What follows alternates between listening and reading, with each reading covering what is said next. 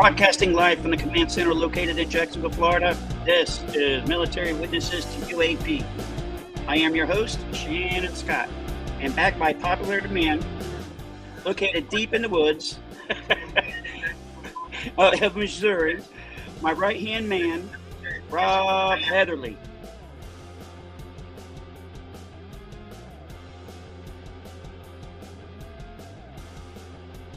We both have assumed the duties and responsibilities of continuing the conversation. So buckle up, hold my beer, hang on, and let's get this briefing started. Here we go. How you doing, Rob?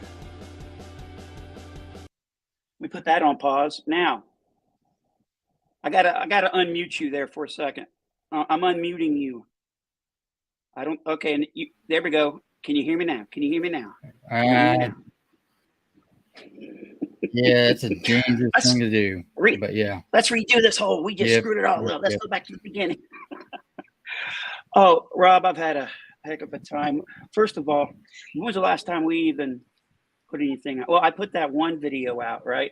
And I said I was back in the hospital, but enough about me. And then other than that, you and I, it's been about a week, you would say, that you and I have been doing this? Yep. That we haven't, Yeah, it's been right out a week now. Yeah. So I gotta catch everybody up. Yeah. They're probably saying, what is going on with Shannon's eyeball? Okay, what's going on? Now, if you look even closer, let's see. I don't know if you guys can see that. It is red up in there. Okay. So what happened? Not this, but my eyeball. See how red it is? Yeah. Is it this one? No, it's this one. Well, anyway, I'm sitting in this chair, minding my own business, right? Yeah. Sitting in this chair right here. No. Minding my own business, and my wife accidentally paper cuts my eye, basically. Oh, geez. So my eye hurts real bad, right? So it hurt all night. And it's like, well, if it don't get better, I don't feel well enough to go to the emergency room. It hurt all night. Yeah, it gets kind of old after a while having to run there, like frequent flyer miles. You keep punching your card. Hey, man. Yeah. So I ended up going to the emergency room anyways, like the following day, because I tested positive for COVID, right? It's like, oh, geez. So I started free falling fat. My health was going down bad. Now I can't even imagine not having these booster shots and everything. I don't think I would have made it, because this virus, it hits you like someone punching you in your nose, or in my case in the eye, right? This oh gosh. So what happened? Okay, so I spent 24 hours and at Mayo Hospital, they admitted me for having COVID with all these pre-existing conditions I have, and so I was feeling really bad. It's the only time I ever woke up in the morning and felt worse at Mayo. Usually I feel like playing for the NFL or something. No. But unfortunately, I had a little another accident in the hospital. This time, I chipped my top tooth. Now I look like Jim Carrey in Dumb and Dumber.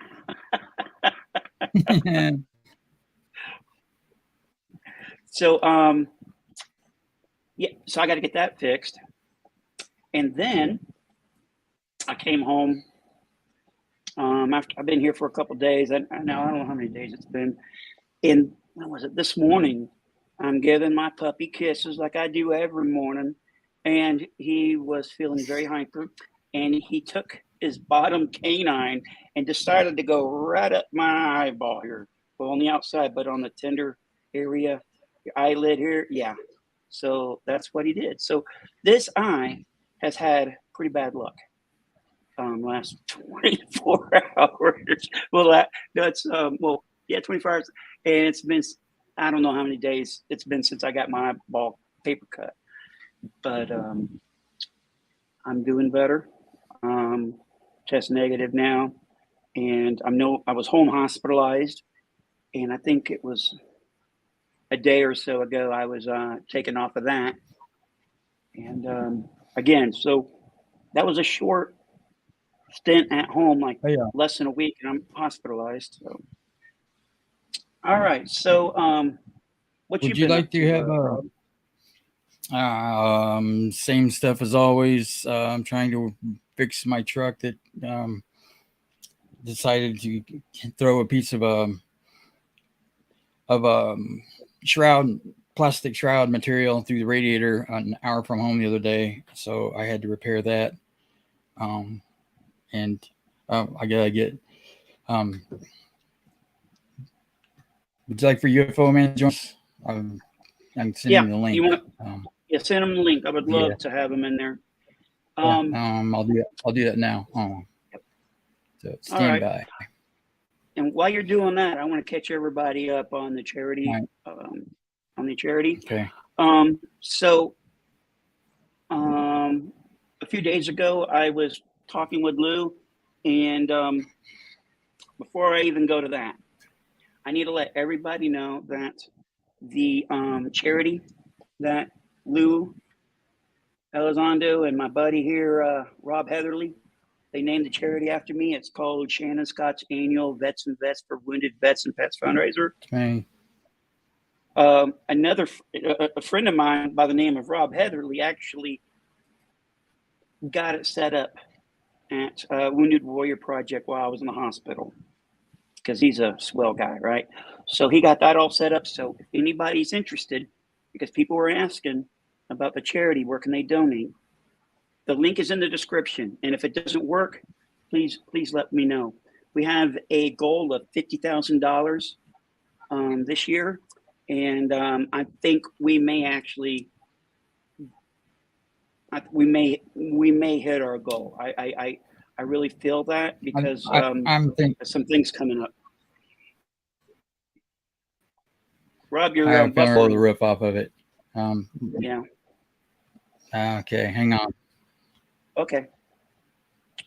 While we're hanging on, I want to let everybody know that I talked with Lou, and I'll quote Lou, and he stated that he has a all-star lineup ready to go for this charity, and I can dream and imagine who that might be. I think I would know who maybe 3 or 4 of them are. But if it was just Lou, it'd be awesome, right? So Lou and friends, you know, and one thing Lou can do is he can network it. That man is great at networking. So, all right, folks. So while we're chit-chatting here, I want to bring up one of the things that will help us. Give me 1 second here. See if I can find it. Do. Right down here. There it is. No, that's not it. Radio clips background. That's not it. All right. I'll just go ahead and just remind everybody that. I was going to ask everybody if they would. Oh, here it is. I found it. That if you have a question, give me 1 second. If you have a question, please submit your questions in all caps.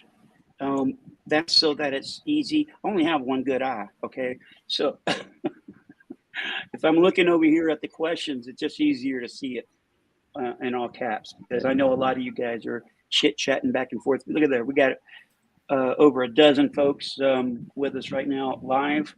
So that's awesome. Hello, everybody. And we're about to get Tim over here. And Banana Booey's with us. If I can ever get in the StreamYard. Did you get him in? He's in the chat, but I'm trying to get him with the StreamYard link, but I can't get it. Okay, email me his email address real quick. Or if he would, SHAND as in Delta, SCOTT @yahoo.com. UFO man, and I will send you the link if you email me real quick, and I can verify it's you. But all right, let me see if I can bring that up. I'll do a right here invite. All right, entertain the folks, Rob, and I'll get that going. Okay. Yeah, we were talking recently about some UAP related issues about some of the patterns of videos that keep recurring that people and conversations on Twitter where it just become so polarized where you've got one camp argue, but it's shrinking that this isn't, it's all mundane. There's nothing, to it. For various reasons, they take these positions, and then they try to give it a weighted opinion of how much is, skunk works or, blue tech that they don't want to admit to, how much is non-human. I think that in light of the 2022 legislation, the law and the 2023 legislation with the defense authorization bill, I really don't see how there's any confusion that there's non-human tech at play here, because these are transmedium, including outer space. Drones don't fly in space. Yes, we have craft that can do hypersonic, but they can't stop on a dime. You can't turn them. You can't guide them. You can't do any of that. Yeah, we have a space shuttle that can come in at Mach 18 and not completely disintegrate. But that's a space shuttle coming in from space on a controlled trajectory, not something that can stop and start and zigzag like a laser pointer with a cat on acid. It's just possible that we're having this conversation that is so redundant now and just, in its face. If we were to take out the variables of non-human and UAP and injected in any other conversation, it would be a foregone conclusion a long time ago that the evidence is overwhelming and not even a question of the existence of the subject matter. We need to transition from arguing with people, and that's another thing. Disclosure is an individual thing, and what it means to each person. We need to have some introspect to look in on that and see what it is each person thinks that is and what it's going to look like for them. Because, I've said this for a long time now. We need to manage our expectations of what we think would happen or could happen.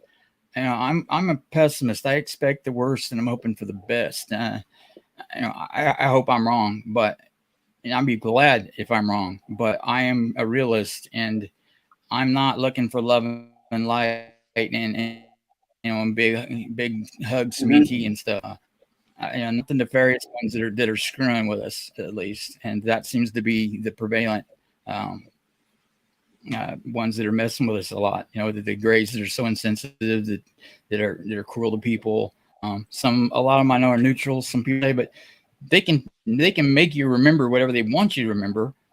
So you can't use your senses with that, because we know they can change. They can mold reality. They can change physical matter. They can send it back and forth through time. They can do cognitive interface of taking over people's basically their consciousness or awareness, and they don't even know what's going on. So why how can we trust that? But the conversation needs to be moving to, what are they? Why are they here? And how many days are there potentially? And trying to understand, there's been a lot of different messages left that are conflicting, but people like Deep Prasad are starting to find patterns in some of this. And we have to be able to identify some fundamentals and have a starting place to even begin to ascertain. And I kind of like Jacques Vallée's idea, and I think it corresponds with Deep's, that some of this we may be propagating into reality by virtue of how many people are focused on a specific topic or occurrence, like the anxiety over nuclear weapons, nuclear power. That may be propagating some of the shadowing. Not to say it's not real, it is, but is it cause and effect? Is this a self-fulfilling prophecy that we're doing? We don't know, but these are the questions that need to be asked. It's important arguing about if they're real or not, and if there's how many species there are, and Do they have 5 rows of teeth or 4? These are rabbit trails that people get stuck on, and it's not important to the essence of the conversation that needs to be had. We're being sidetracked,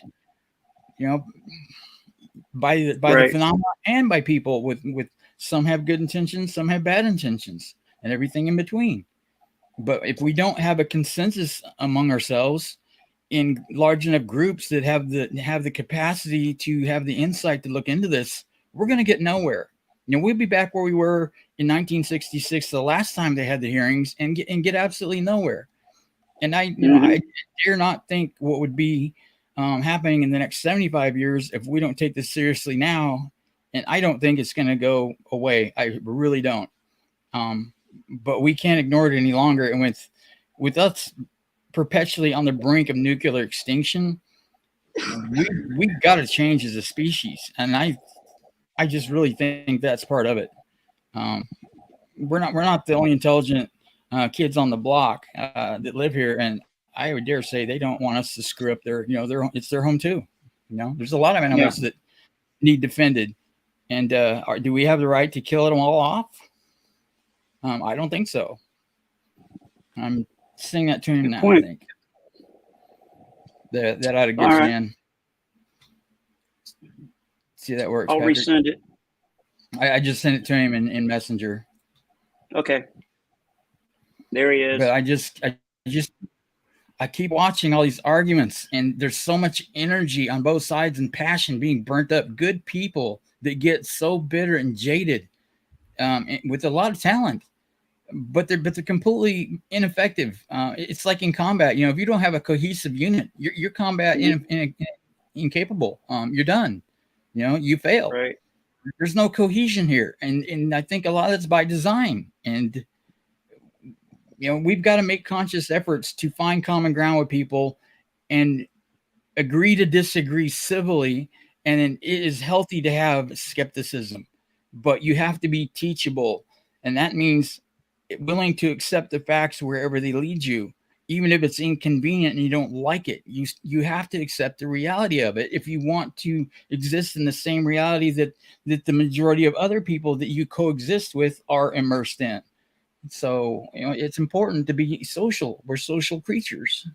Right, but some people have difficulty wrapping their head around the phenomenon and how much is so far out there. I mean, when people realize, Rob, that the phenomenon isn't just machines flying around in the sky, that it's more than that there is more evidence out there to indicate that we are further immersed in this subject than anyone thinks that we are, concerning the narrative being spouted out by the UFO community and by the media. We are definitely a lot farther along. And when people start realizing what that information is and getting it, they're going to have a total paradigm shift. It's going to be totally different because if you can't look outside the box that you live in, which is getting up in the morning, going to work, coming home, having supper, socializing with your wife, your kids, whatever, just a general lifestyle, right? And taking care of your responsibilities of day-to-day living. I understand that, but that's not looking outside the box. If you look outside the box and realize what's really going on, it'll blow your mind. And that's why I got further involved with this. And that's why I'm trying to help out Rob and Shannon, because I do feel that their avenue of research and presentation is going to help us gain further knowledge and that's in what regards to what's going on.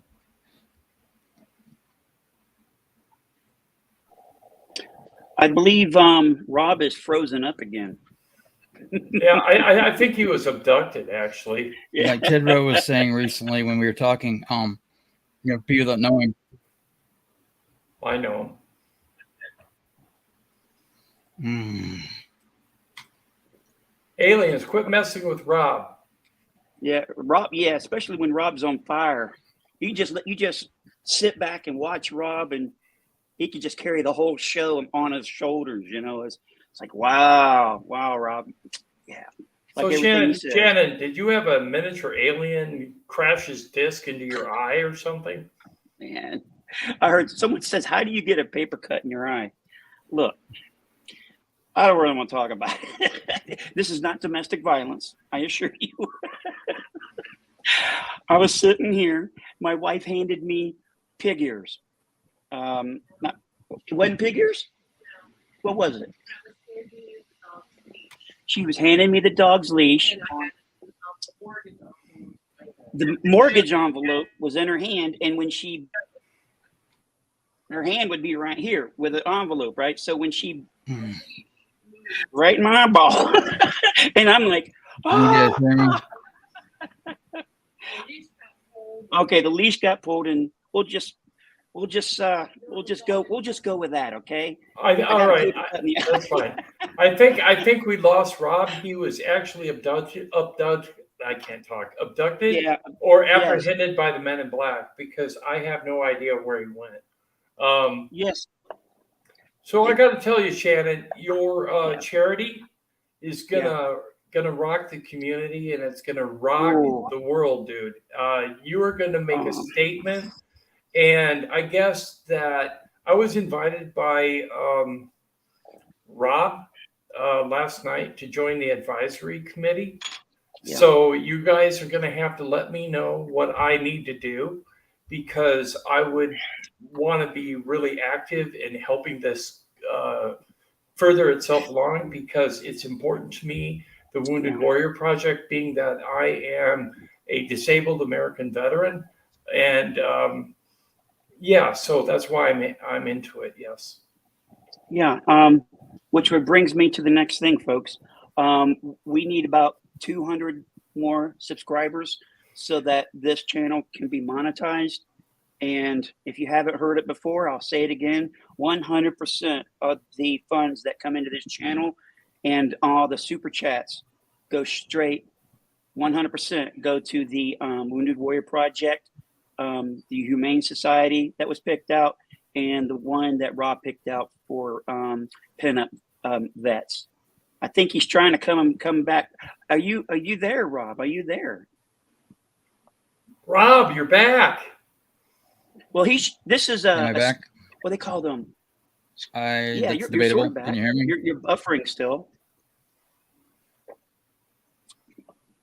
Yeah, I can hear you, but you're kind of like fully loaded yet, which is kind of things. You're kind of like a Japanese movie, you know, like yes, yeah. I'm kind of here. Yeah. Oh, Tim, did you hear what I said earlier about me talking to Lou? Yes. Lou said he has let me say it again. He has an all-star lineup. Can we just take guesses? Can we just take guesses who that may be?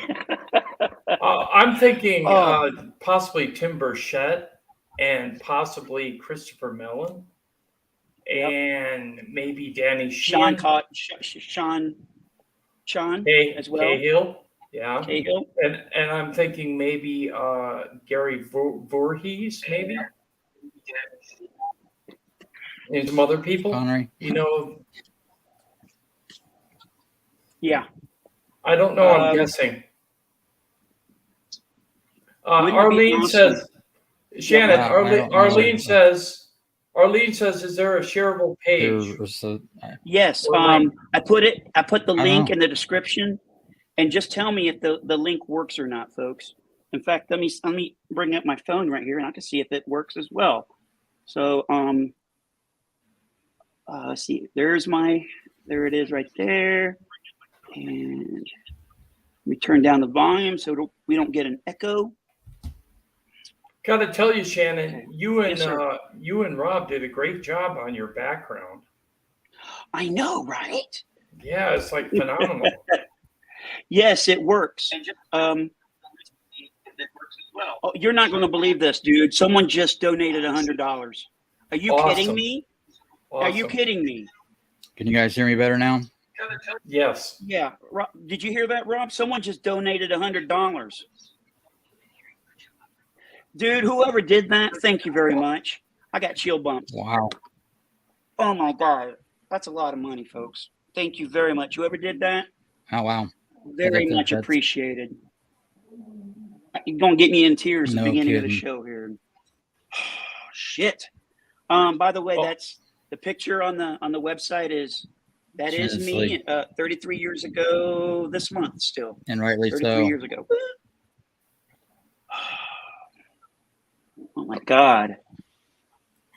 Yeah. Thank you. For those that don't Thank know, you. tell I them. can't say thank you enough. Essentially, you retired at 20 years, but down with rheumatoid before you got out. I mean, that's why you're in the condition you are now. I dare say. Yeah. I know some others that came down with rheumatoid before they got out, and You're breaking up, my friend. You're related to the breaking up. vaccine. You come in and the about 2 chemicals they were seconds and you exposed pop to. right back out. Say it again, Rob. And these weren't even normal cases of rheumatoid. Yeah, I have a question, Rob. Can we just transfer? Can you just come back? There's nothing come normal back to on? it, but I think that He can't hear us. between the different Hold on a chemicals second, and I things got that an they use idea. for immunization. Oh, Rob, can you hear me? Rob. Rob, can you come over on your phone? Can you use your phone to come on? Because whatever laptop you're using, Yeah, I can hear you. is not okay. Come over on your phone because you were. I think I've got competing. Yeah, you're coming in and out, and your phone worked really good last time. So I'm kicking you off the show. Yeah. Come in on your phone, son, and I'll tell the story that you were saying. Okay. Yeah, he's coming over on his phone. Yeah, I think. I know what I'm going to do. Okay, I'm gonna remove. There he is, and he's out. Okay, my backstory is, long story short, I did have rheumatoid. Whoever thought rheumatoid is a deadly disease, right? In fact, I believe 17% of the people who have rheumatoid are men. It's mostly females who have this. I came down with rheumatoid. This is how I found out I knew something was not right. I'm on board the USS John F. Kennedy, and I'm trying to clear my weapon into the clearing barrel, and I couldn't take my 9mm Beretta out of the holster and place it into the clearing barrel. Something was wrong with my shoulder. So that was the start of it. Long story short, it got real bad. I have severe lung disease from it. I have cirrhosis of the bile duct, so I have a liver disease from it. It affected everything. Even my voice was very hoarse when I had a flare up. And when you have a flare up and it can't be treated because the doctors are afraid they're going to kill you, that's the worst pain I've ever had for long periods of time, which gave me PTSD. Now, I'm 20 years of military service, and I've seen a lot of junk, but when it comes to this disease I have, it's really what gave me my issues. And because I have a bad lung disease, I get pneumonias all the time. That's why I've been to the hospital 5 times this year, within this last year, 5 times. So there's my story, folks, and I'm sticking to it. So hopefully here in a second, Rob will be coming over. Just one comment, Shannon. Yeah. Arlene Adkinzel in the chat said, I hope Tim Burchett is one of the people. He is my local rep and really passionate about disclosure and veterans. Yes, he is. He's very passionate. In fact, I've been trying to get him on my channel so we can bring him on and he can express his personal opinion about what is going on within Congress concerning the UAP narrative, because from his point of view, it seems that he thinks it's a cover-up by the Pentagon. So I really want to get him on and pick his brain. So Arlene, if you're around and we have him on, you're welcome to join us. Yeah. So the reason why I'm a big fan of the Wounded Warrior Project is that when I was really sick, I became incapacitated most of the day because I had to clear out all the junk in my lungs. I had the same symptoms as like one of those kids with cystic fibrosis. I keep having junk build up in my lungs and I have to get it out. I got a smart vest, all that stuff, right? and I was dealing with the VA, and most veterans will tell you it's not an easy process, especially when you try to put in a claim and you're waiting for something to come back. It's not going to come back next week. It's not going to come back next month. It's going to come back months and months from now. Hey, look who we got. Hey, Rob, welcome back. Hello. You look prettier. You sound prettier. Oh, I'm not going to go that far, but he does sound good. Okay. So what happened is that I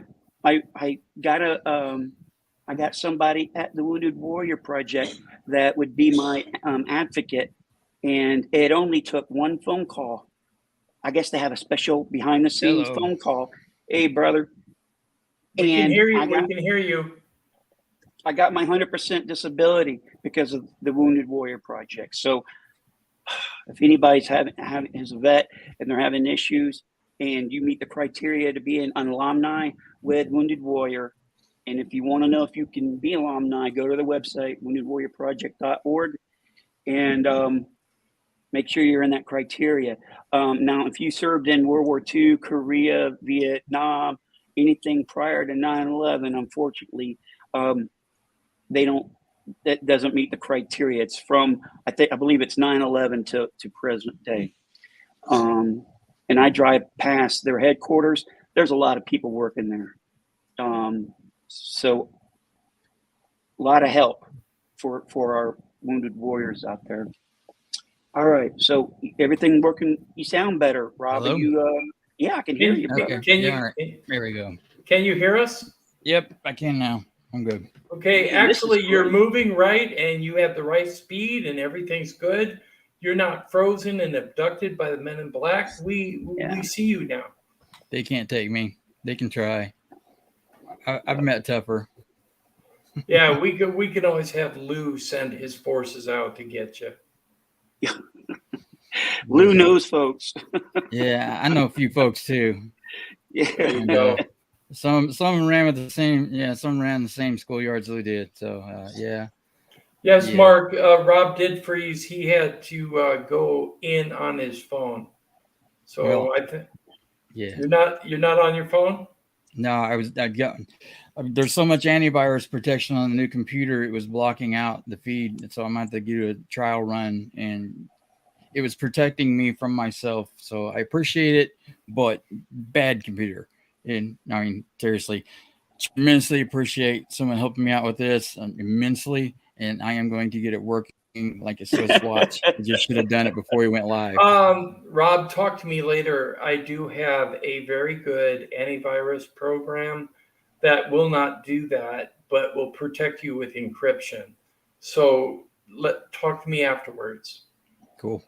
I can do that. Every time we talk about the Air Force, what I should say him, he gets kicked off. Oh yeah. Yeah. That night was a bad rant. That was Andrew, yeah. good to see you, man. Oh, so did you see my video, Tim, about me making the connection about two photographs that was taken in the late 60s? I think there was like 4 years. I saw that. It's the same UFO. In your opinion, is that the same craft? Yeah, it looks like it. It's same model. Same model. I'm not saying the same craft. Maybe not the same ship, but the same model. Same model. And what I've always said, hard. know what I've said is we have different species or races supposedly visiting Earth. If that's the case, okay, then think of it this way. And I've said this many times, at least on my channel. We have different models of cars for different reasons. We use them for different reasons. Trucks, 2-ton trucks, 1-ton trucks, half-ton trucks, cars, SUVs, and so on and so forth. If you think of these advanced races having different models for different purposes, then it could be one species with a whole bunch of different shapes.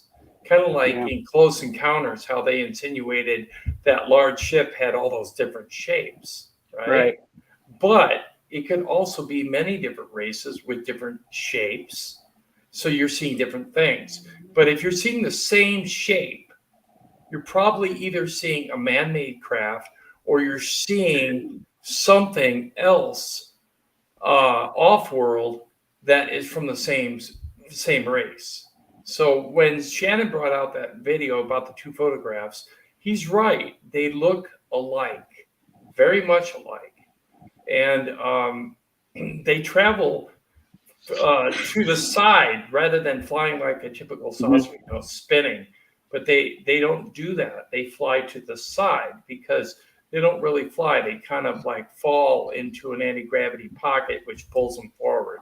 So it's really interesting, the pictures you had, Shannon. Yes, very good video. Yeah, Also, because go ahead, Rob. Shannon, do you remember the Deep Prasad video from the other night where he showed a picture that he had somebody draw of the gray that was in his room that looked immensely like the one that you pulled out of the turkey video.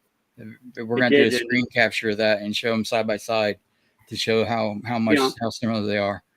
Yeah, so, that Cumbergaz turkey. Yeah, that's a good video. And I saw your a system that highlighted the actual image. And what I question is the software that you used, because it could be extrapolating details that may or may not be there. So what I'm saying is it's about as clear as I've ever seen.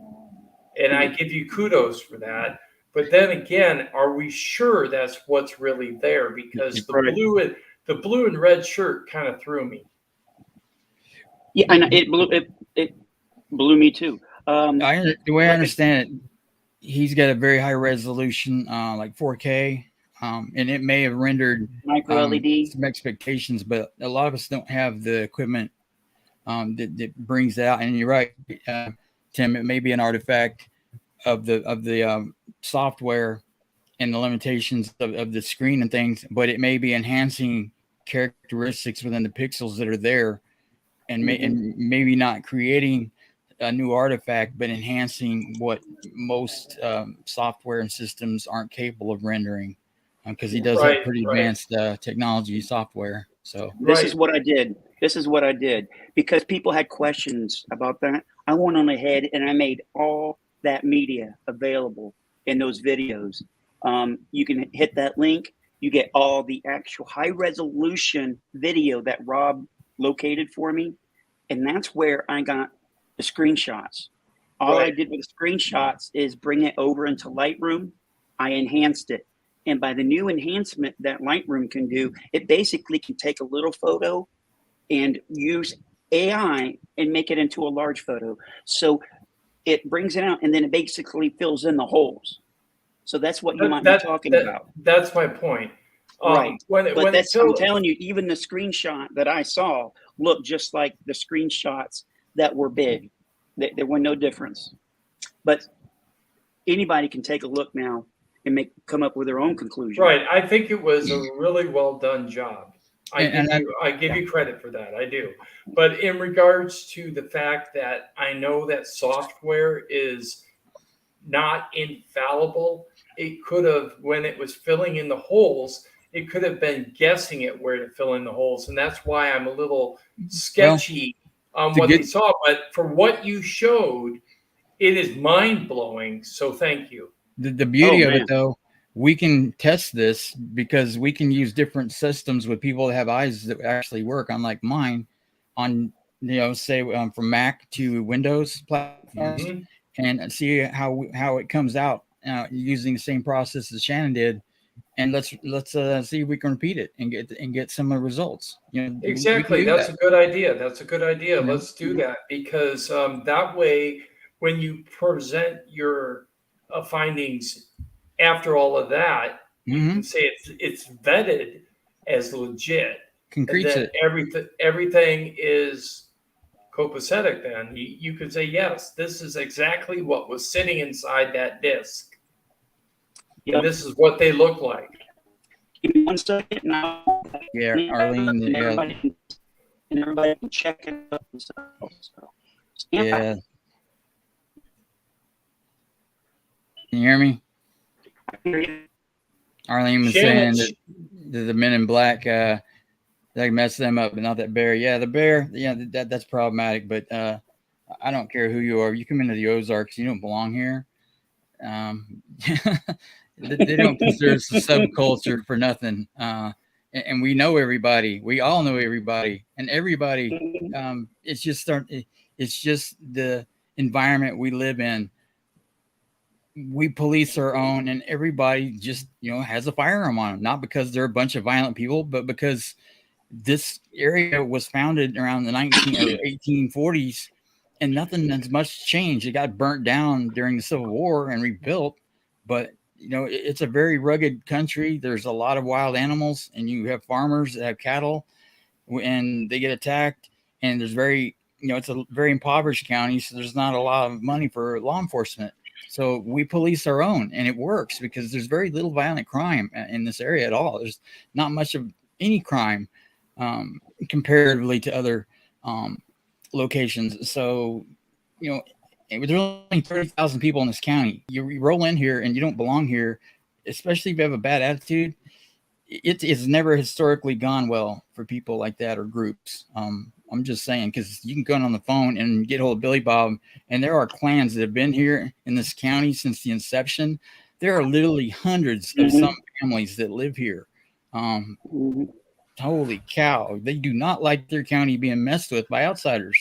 We can fight each other, but you damn sure don't come in here raising hell, because then you get all of them. Hey guys, I gotta let you know that I have to head out. I just wanted to pop on real quick and say hello to everybody, and please support the charity for Shannon and all the Wounded Warrior Project. Please, Shannon Scott's annual Vets and Vets for Wounded Vets and Vets fundraiser. It's going to be an epic event, so you need to be part of it if you can afford to do so. I know inflation's hitting us all very hard, and it's difficult to give, but if you can, this is a legitimate project. So good night, everybody, and I'll see you later. Thank you very much for visiting. I'll talk to you later. I got to get ready for tomorrow. Rob's going to be on a live stream on my channel tomorrow afternoon at 1 p.m. We're streaming live at 1 p.m. in the afternoon rather than in the evening, because we're interviewing a gentleman from Israel live, and he's 8 hours ahead. So when we start at 1, it's 9 o'clock his time. So I hope you can join us, and we'll see you then. Good night. Thanks, Tim. Good night. Good night. Now, how awesome is that? Cool. So do you know who you're going to be interviewing? Who's the guy from Israel? I can't remember his name. But he seems like a really very interesting person. I've watched some of his material already. He's an experiencer, but seems like a very intelligent guy that is very credible. So I'm looking forward to having a conversation with him. In Israel is a whole different culture. It has a lot of history, a lot of ancient history. Some of the most, some of the earliest mythology, religions, and customs, whatever you want to call it, originate in that region. The history there is just incredible. So I'm interested in hearing from him what he thinks, this legacy of, because there is a very well, a very big consensus among the alternative ancient history community. We already knew that there's been paleo contact, from the inception, from the time humans could chalk on a wall. We know they were here at least that long because they were drawing them out on the cave walls 40,000 years ago. So this is nothing new to us. It's just trying to quantify and understand what it is better, in modern day, that we can try and understand it better than what our predecessors could in those times. But it just seems they've never left. There may be some stragglers that, because a lot of them will show craft. They'll show these consistent looking anthropomorphic figures of one type or another. But sometimes there's these one-offs in these caves that are so horrific looking, 40-foot bulbous heads, showing that they're holding up humans. I dare say those are ones that were maybe just passing through and found out that there's a little bit of overwatch on this earth, and maybe they don't want to stick around long or didn't survive it. I don't know.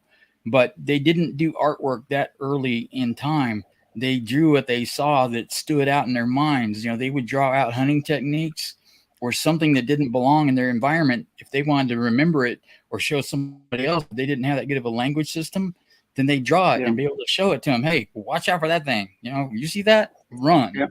And I think that's a lot of what they were seeing. And some of them are extremely strange and don't fit in any category throughout history. But there are those outliers, and we've had them all throughout history. We have them now. There was the guy that we're interviewing tomorrow saw a green looking, not a gray because he's green, but it was a green anthropomorphic alien, whatever you want to call it. But it was unusual. If you're going to make a story up, you want to try and make it as believable as possible, but marketable. So you don't start out with this most strange, atypical. No one's going to believe it because you're the only one's ever seen one like that. So they're going to flag bullshit on it. Even the most experiencers will say, "Nah, you're lying. We never seen anything like that." So that even adds credibility to his story. So I think it's going to be interesting. I'm looking forward to it. So right here, folks, I put the link in the chat. So right there, you go, you'll actually see the video, the Turkey UFO, in the highest resolution that I've seen. And get a chance to take a look at the photos, the before and after, me enhancing them. If you didn't even look at the enhanced ones, you can tell which the enhanced ones are. They look like Leroy, right? So, get a chance, check it out, or you can at least watch the video in one of the higher resolutions. So, yes, sir. All right. Someone said something a little earlier, and I wanted to bring it up. How can we clock a craft at thousands of miles an hour if we don't have the tech to do it ourselves?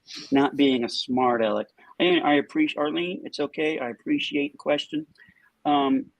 Yes, we have the capability of tracking things at super, what do you call it? Hypersonic? Yeah, hypervelocities. Hypervelocity. They can track the speed of a comet at 75,000 miles an hour. Our radar technologies that the Air Force and NORAD and them, they are persistently tracking over 10,000 artifacts in orbit that are the size of 10 centimeters in diameter or larger. They can pick up a softball. I think it's at mid orbit at over is it 120 something miles away? At any rate, out even toward the moon, they can track something the size of a softball persistently and gauge its speed, trajectory, velocity, and they can also vectorize, because if you have two different systems monitoring it, and say a control tower and a plane and an observer on the ground, and they can coordinate the time and the geographical location of the phone that has the geo tracking on it. They do that a lot, where they can triangulate when they don't have active radar systems to bring into bear. They can scale it by the size of, let's say, if another craft is in the air or a tree or something that's scalable that we do know the size of. And if they can get at least two vectors on it, then they can calculate speed, trajectory, and size on them a lot of times. So there's several ways they can do that, but it's incredible. And that's why I get on some of the rants that I do, because with the Nimitz encounter of 2004, the Navy, I believe, some of their radar technologies can go up to like low Earth orbit. Like Kevin Day was talking about, that he saw these craft laying at 100,000 feet in orbit above them that were coming down in groups of half a dozen to a dozen at a time. But there were hundreds of them at one time up there that were just kind of hanging out. They don't know, because I think their equipment is limited to the battle group area that they're in, the battle space. They don't know if those craft came out from the ocean somewhere else and came in from the top and then into orbit there, or if they came straight down. There's nothing that I have ever seen in all of my research that says that any equipment has seen something approaching Earth from far away. Like if you thought it would come from maybe from the moon, but anything further than that, no. The moon's actually still in the Earth's atmosphere and its electromagnetic influence. So technically, that would still be in our orbit, in our atmosphere, and under the electromagnetic influence of the Earth. So those craft wouldn't be technically in outer space. So the Air Force has no excuse when the Navy were having those problems. And like in 2019, and with the UAP report of June 25th last year, the Air Force was silent. They could have offered information in 2004, even say, hey, guys, we got somebody on the phone here from the Air Force that says they got them on radar. They know where they're coming from on this space of the ocean. And they came out of there at X amount of time at X velocity and X amount of quantities of them. And here's where they went. They could give them the whole briefing, but they didn't. There's no indication that they have ever shared their technologies. And they've had these capabilities since the 60s, several redundant systems since the 60s to track these things up in the middle orbit. And they are not helping our sister military organizations and things. And that's putting our troops in danger. That pisses me off. Yeah. Yeah. One of the other things I wanted to bring up, and I really wished I had the time today. I didn't feel good recently, right? I had COVID on top of my other issues. So I'll just say that I was watching a lot of videos. I was sending Rob here, that guy, a bunch of videos as well. And I made another match. Like I said it in that video, a matching game. And one of the matches that I made, it wasn't a picture this time, but it was an experience. If anybody remembers the case of a, I believe she was married at the time, a pretty woman. I think she was blonde, and I believe this was in Australia, and it was on a highway. Some reason or another, she ended up on the side of the highway, along with other cars that parked, and they all were walking up to this craft. They were all taken.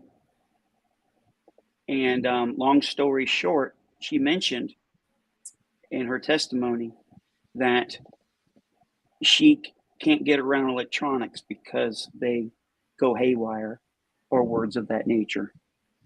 The connection I'm making is that the same things happened to the, I believe she was a young teenager at the time, at the Brookshire incident of September 1st, 1969 in Brookshire, Massachusetts, when the woman, who's now a woman, she, and if you watch the Unsolved Mysteries season 1 about that, it's not in there. It's actually in another YouTube video that these young journalists were asking. And she talks about she can't get around electronics. Her husband doesn't like it when she does because they blow up. Computers blow up. Yeah. So I was telling Rob, and I'll get this information. That's my homework assignment. I'll be able to present it to you guys, maybe even a video format, and I'll just hit play, and we'll talk about this, and then to the other one as well. So I'll have to speculate why these people, they have something in common. They have two things in common. They were taken, and they can't be around electronics. So I'm just using common sense, right? They've there's something on their body. They've been there's something hidden on their body that's doing something, and it's affecting electronics. Just common sense. They have an implant. I think these people need to have a whole scan of their body, and they may see a little tiny implant somewhere on their body. That's my theory. Yeah, and that's something we were talking about the other night when some people have had their implants analyzed. They're like, well, this is just a little chunk of metal. There's no batteries. There's no, there's nothing powering it. It doesn't have an engine. There's no motor. But but like with the metamaterials we were talking about, the body produces its own electrical current. They can create something that is powered off the human body as its battery and its transmitter and receiver. And another thing that I was thinking of, because some of them, the doctors and things that they have documented cases where they've removed implants, but there were no scars of how they got implanted. I did a little thinking on that. And our body is consisted of all kinds of minerals, metals, and things of that nature. if these technologies, I don't know if they're beings, some maybe even AI or both. I don't know. We just really don't know.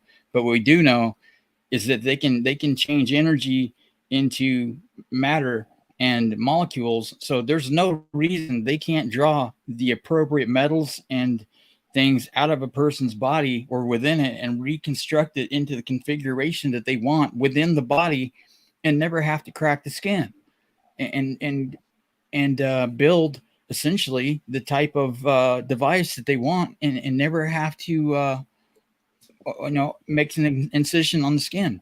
And some people have talked about being abducted and they do horrendous, like giant needles shoved into them and things. Those didn't leave scars on the skin either. But there's many, outside the box, and the most abstract thinking that we can consider is where we need to begin this thought process. Because traditional thinking isn't going to get us very far. We've been doing that for years now, and it's served people extremely well. But we need to start asking new questions. And I was highly motivated watching that video you sent me about Deep Prasad, where he wants to come up with. Well, he's not wanting; he's doing it. Coming up with a new way of conducting physics in the scientific method and ways to categorize the phenomena and all that moving forward.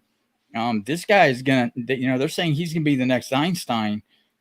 With him on the UAP topic, and because of his experience, having somebody with that kind of intellect at that young of an age, I dare say they picked a reason.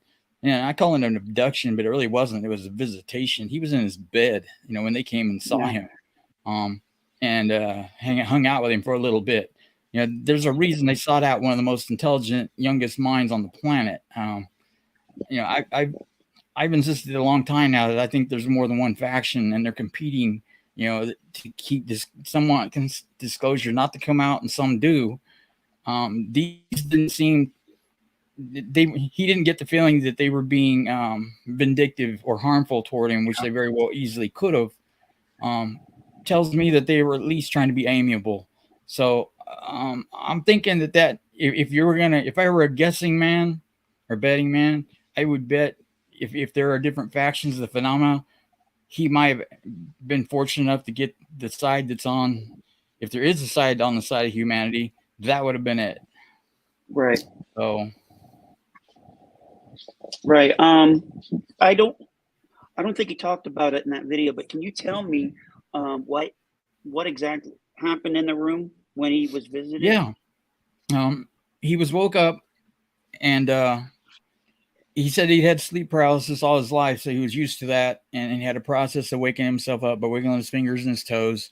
And when he was waking up, he thought he was still having a dream because he knew he woke up. He had the sleep paralysis, and then this one, it's shaped like a gray, but it was pure white, no seams. It was completely in a white skin tight layer that covered its entire shape form. There were no seams, no stop starts. Wasn't a polo shirt with flip flops.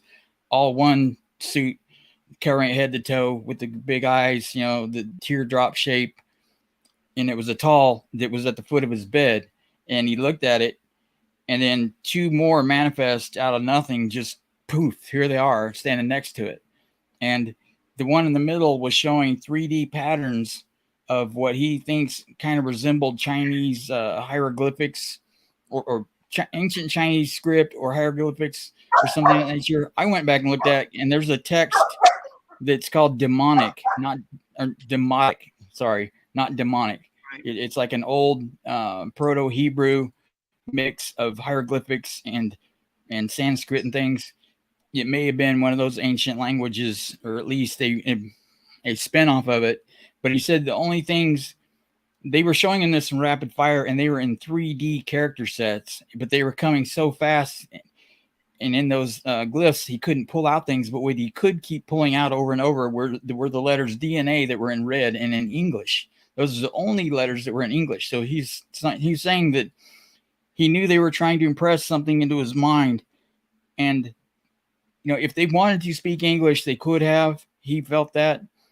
And what they were showing him, I don't think was actually them trying to communicate with him. I think they instilled in him exactly what they wanted him to perceive, and that what he took away from that conversation was that DNA was the most important thing in their minds that they were trying to tell him at the time.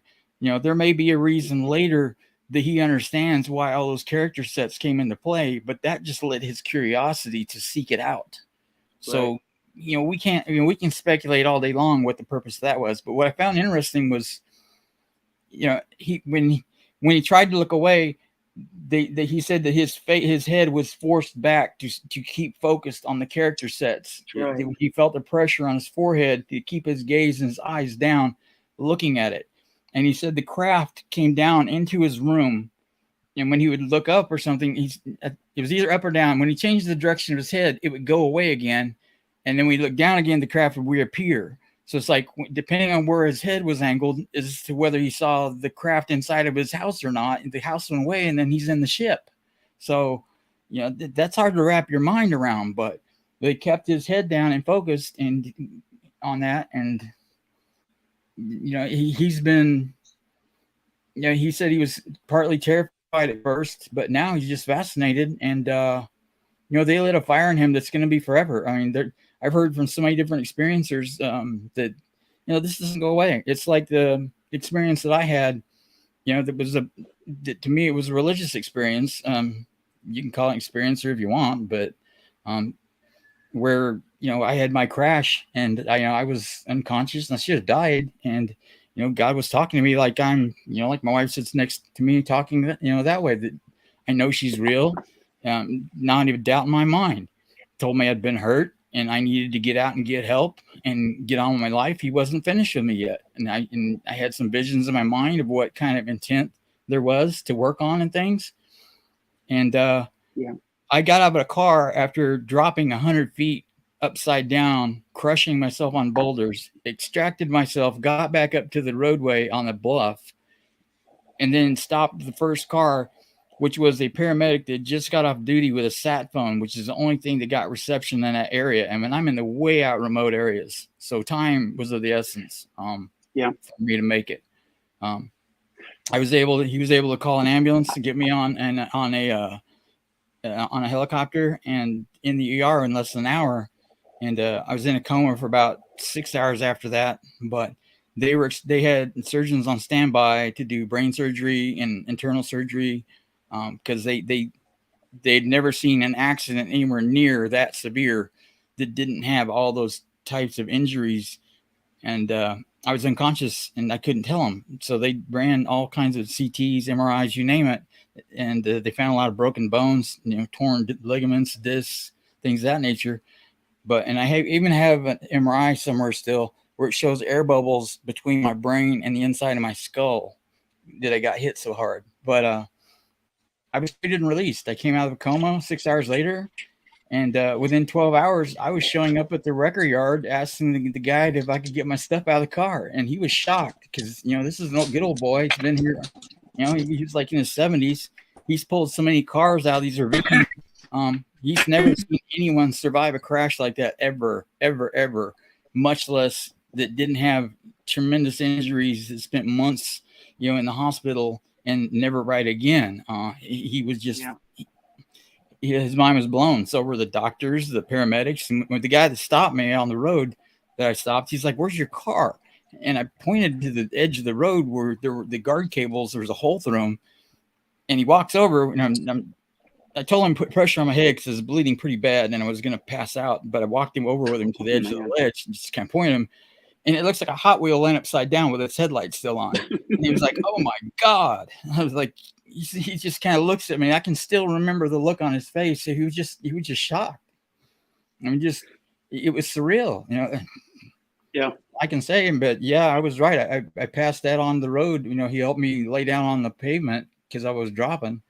And I have little flashes of being loaded into the helicopter and stuff and being wheeled into the hospital. But yeah, I mean, if I wanted to make up a story, it would be a lot more grand and a lot more pronounced. But, it was simple. It was just comforting. He let me know that he was there with me. I knew I was hurt. And my life wasn't finished yet. He was not finished with my life. That was the message he told me, was that he was not finished with me yet. Get out and get help and get on with my life. I've got things to do. I got my marching orders. I've been doing it ever since. I don't take any days that I have since then. Everything is a gift past that. And I want to give back to humanity the gift that I am still alive and here. I am not going to exploit that and be selfish about it. And I don't, it's just a compulsion, but I feel like if I started being selfish and self-serving, I would no longer be here. My purpose would be done. You only get so much time to make it right.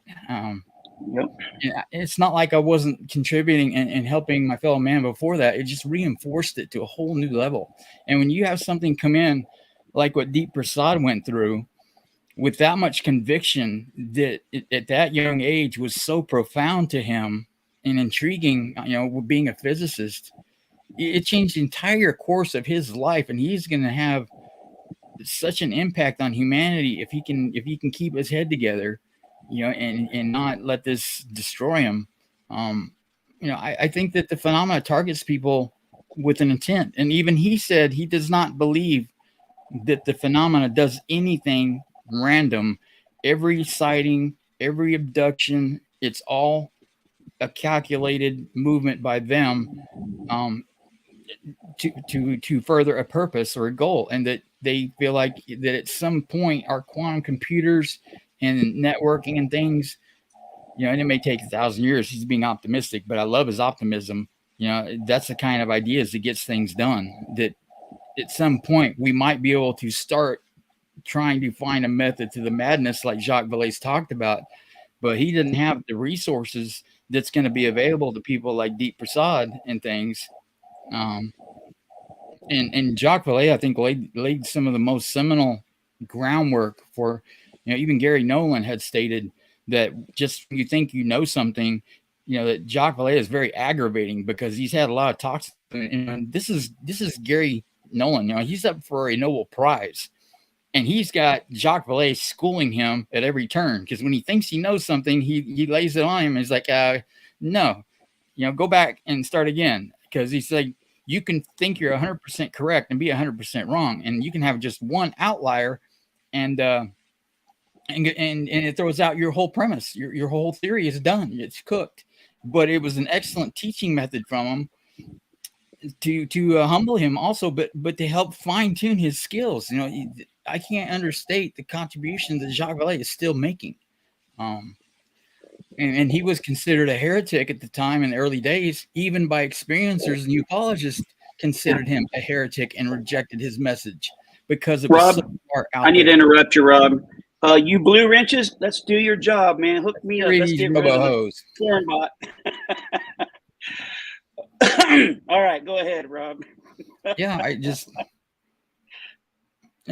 and like Deep Prasad was saying, the scientific method that Bacon instituted, with the Schrodinger's cat, where they're trying to say that if you can't, it has to be repeatable or it's not admissible. And we'll throw the link up, and if we have to put it in the community page to that video, if you don't have it handy, Shannon, to put in the chat, to that Deep Prasad YouTube video.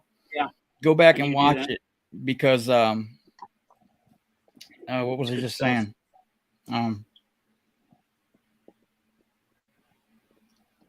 What was I just saying about him and Vallée laying the foundations? Yeah, you were talking about that. We'll move on to the next thing. Go ahead. Well, the method that the scientific method that they're crying out that if it's not repeatable, then they can't use it in science. It's not scientific evidence. They have to throw it out.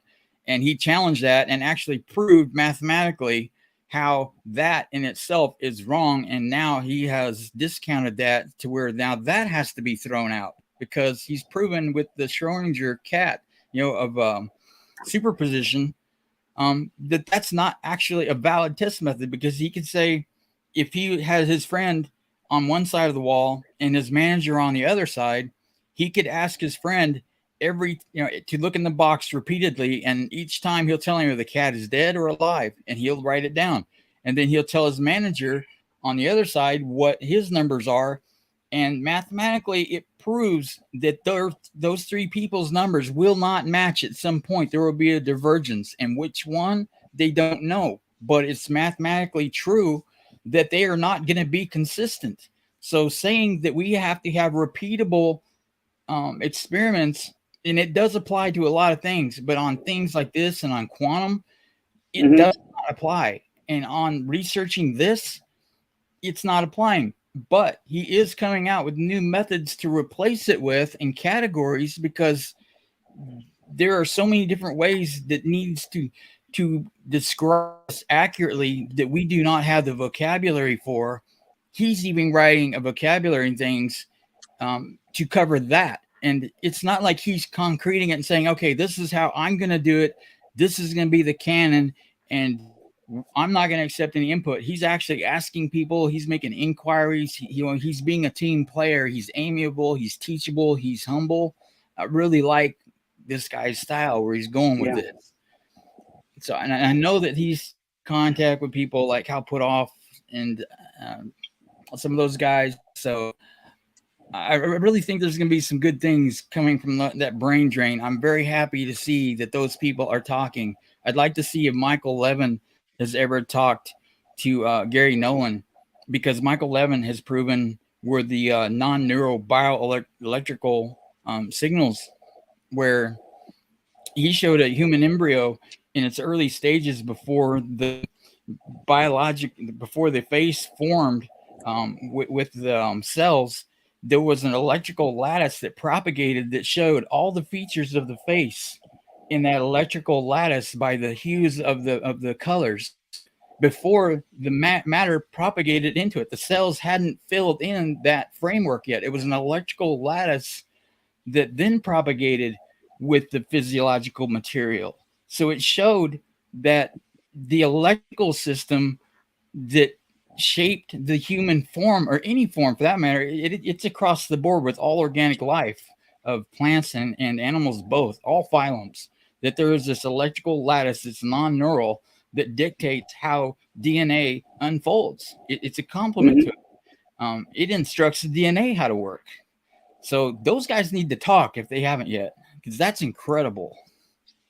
Yeah, I was telling Rob earlier today, that young man, if I was asked to be a speaker, a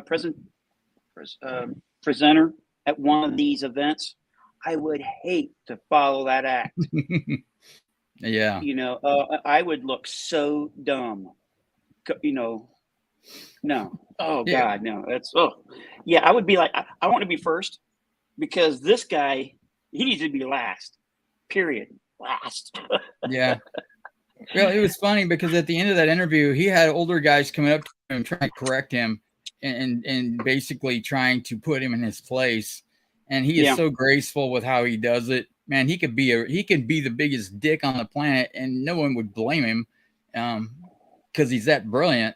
But he's humble. That's what I really like about it. Instead of humiliating these guys, because they're at the end stages of their careers and things, and they're coming up to him trying to save face and in school, this young upstart on the way things are. And I forget it, the context of what he said now, but I do understand the essence of it. He basically told them, exactly why they were wrong, but he did it in such a humble way.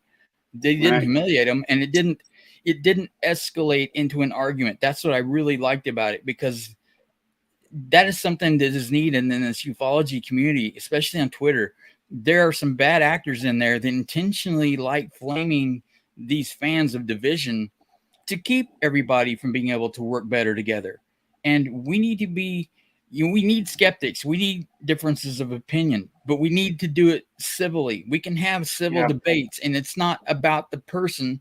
We should never attack the person. We should always address the argument, not the person, not their character. I've never argued with somebody and attacked them at their character. I don't do that. It's cruel. Just being respectful, period, shows more grace. Yeah. And, you come across a lot better than just being a jerk. And Yeah, boo. What Yeah, you you just gotta live said. what you gotta practice what you preach. Lead by example. Mhm. Mick West on Twitter last night, and I haven't gone back to check it yet. He was saying that there's bad science out there, and it needs to be done away with. We need to start eradicating some of this bad science, like Gary, like the pilots of Fravor and them, their testimony and all that. Those people, he's already debunked them. Their bad science needs taken off. And I wrote That sounds somebody like that back. fascism. Sounds like I fascism. basically here we have a guy that is not a scientist. He's not a physicist. He's not a scientist. He's flown a Piper plane for 10 minutes over Orange County, whoopee. And he's trying to correct a fighter pilot that's had literally millions of dollars in training and can take cue cards and be able to identify any aircraft on the planet from its silhouette on the horizon. And he's correcting these people. So basically what I wrote back on the Twitter tweet was that when he said that a lot of bad science needs to be removed from the conversation, I wrote back and said, okay, all these guys that are scientists that have provided you with irrefutable evidence to the contrary, I said, where your debunking was debunked, lead by example and extricate your bad science first. So step up to the plate, remove yourself from the conversation, and be the first one to take the bad science out of the conversation, dude, because he's been proven wrong so many times, and he will not concede, because that's what his business model is entirely founded on. How can you be hired on a TV show? You come on there as their expert skeptic, and you tell them that the pilots are wrong, and you show them your little game model of how that it was not correct, and they sell that program, and it's on there, and you get paid off of all the reruns and things. But if it comes back to his expert testimony is proven false, and then he has to admit it, then that segment is no longer viable. They have to throw it out of the programming. That costs people money, and it costs him jobs. He cannot, in his dogma, back down on any of his arguments now. He's in a corner with this, even if he secretly acknowledges that it's the truth that he is trying to refute and debunk.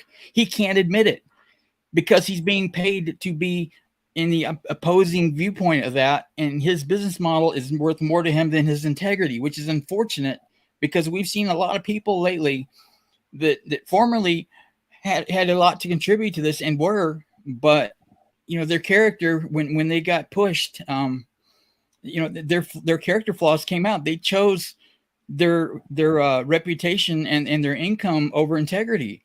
I don't care if I lose the shirt on my back and everybody on the planet hates me. If I feel like I'm doing the right thing between me and my God, I don't care what anybody else thinks. If I'm good with it and I think my creator's good with it, I'll go with it. I've been there before. Yeah. I want to interject something real quick. This is what I believe is happening to Mick West. You about to lose your job. You about to lose your job. Get this dance. You about to lose your job because you are detaining me for nothing. You about to lose your job. Okay, so I just had to throw that in there. Go ahead, Rob.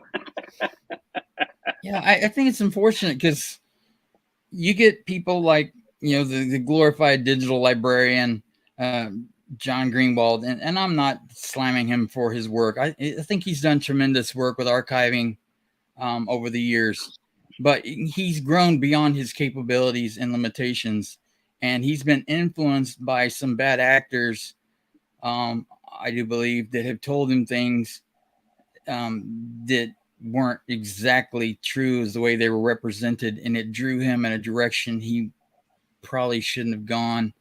That has cost him relationships, as it has other people that we've seen lately, that all of a sudden ended up on the wrong side of this. And it's unfortunate because I think a lot of these people have good hearts. I think they meant well, but it's like telling a lie. Once you start down that path and you don't fess up to it and make it right, you keep telling more lies to cover it up. Pretty soon you create such a deep hole that there's no way out of it. I mean, you can have a come to Jesus confession of apologizing to everybody And then, you know, like I have said to many people, because I have been ridiculed for this, that I've heard on other programs a few times now, is that I have not said that that I would deny any information that came down from any kind of intelligences that brought information into the human consciousness in mass. Say if they come over and took over our TVs, they told us they created us from dust and all this, and it showed us all this different stuff, you know, of information, whatever. How do we believe that? We can't exactly run a fact check on them on Snopes or something, or ask my buddy over here, he'll vouch for me. Well, how do we know they're telling the truth? The only way we ever know anything, and this is something I learned early on in life, sometimes the hard way. How do we truly know anything?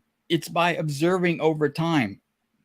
People can say whatever they want. You can have the most innocent looking critter out there, but if it's got sharp fangs and like a honey badger, you know, its looks and its attitude don't match, I'm going to go with the attitude, because the only way we truly know what something is to observe over time. Yep. Whatever this emergence is, the only way we're going to know what its intentions are and its nature is by observing it over time. And that's the only baseline we have to even start to understand this. We can go back and look at some of the historical, you know, ancient history, and it's like what Andrew's talking about in here, you know, with the different megalithic styles. You know, we've identified at least 4 different periods of megalithic styles with the Cyclopean, the polygonal, complex polygonal, Herodian ashlars. You know, there's a few different styles through antiquity that shows that there were different generations at different times where it looks like that they've, you know, and some of these megaliths could have been around for hundreds of thousands of years, even millions possibly. You can't date stone. And most of them, all the human artifacts and stuff are gone. They've gone through the Younger Dryas floods where there's 1,000-foot tidal waves and things. You know, they're stripped bare. With Göbekli Tepe, it's an anomaly because it was intentionally infilled and packed in to protect it. That's the only way they could tell with carbon-14 dating that it went back 12,000 years. Prior to that, the oldest civilization thought was 6,000 years old from carbon-14 dating. So that one spot doubled the age of humanity being civilized, you know, in city-states and things by 6,000 years, just by that one site. And then they try and say, well, it's the first place that they domesticated stock, domesticated grains, came out of the forest and stopped hunting and gathering and started planting, learned how to raise 30-ton pillars.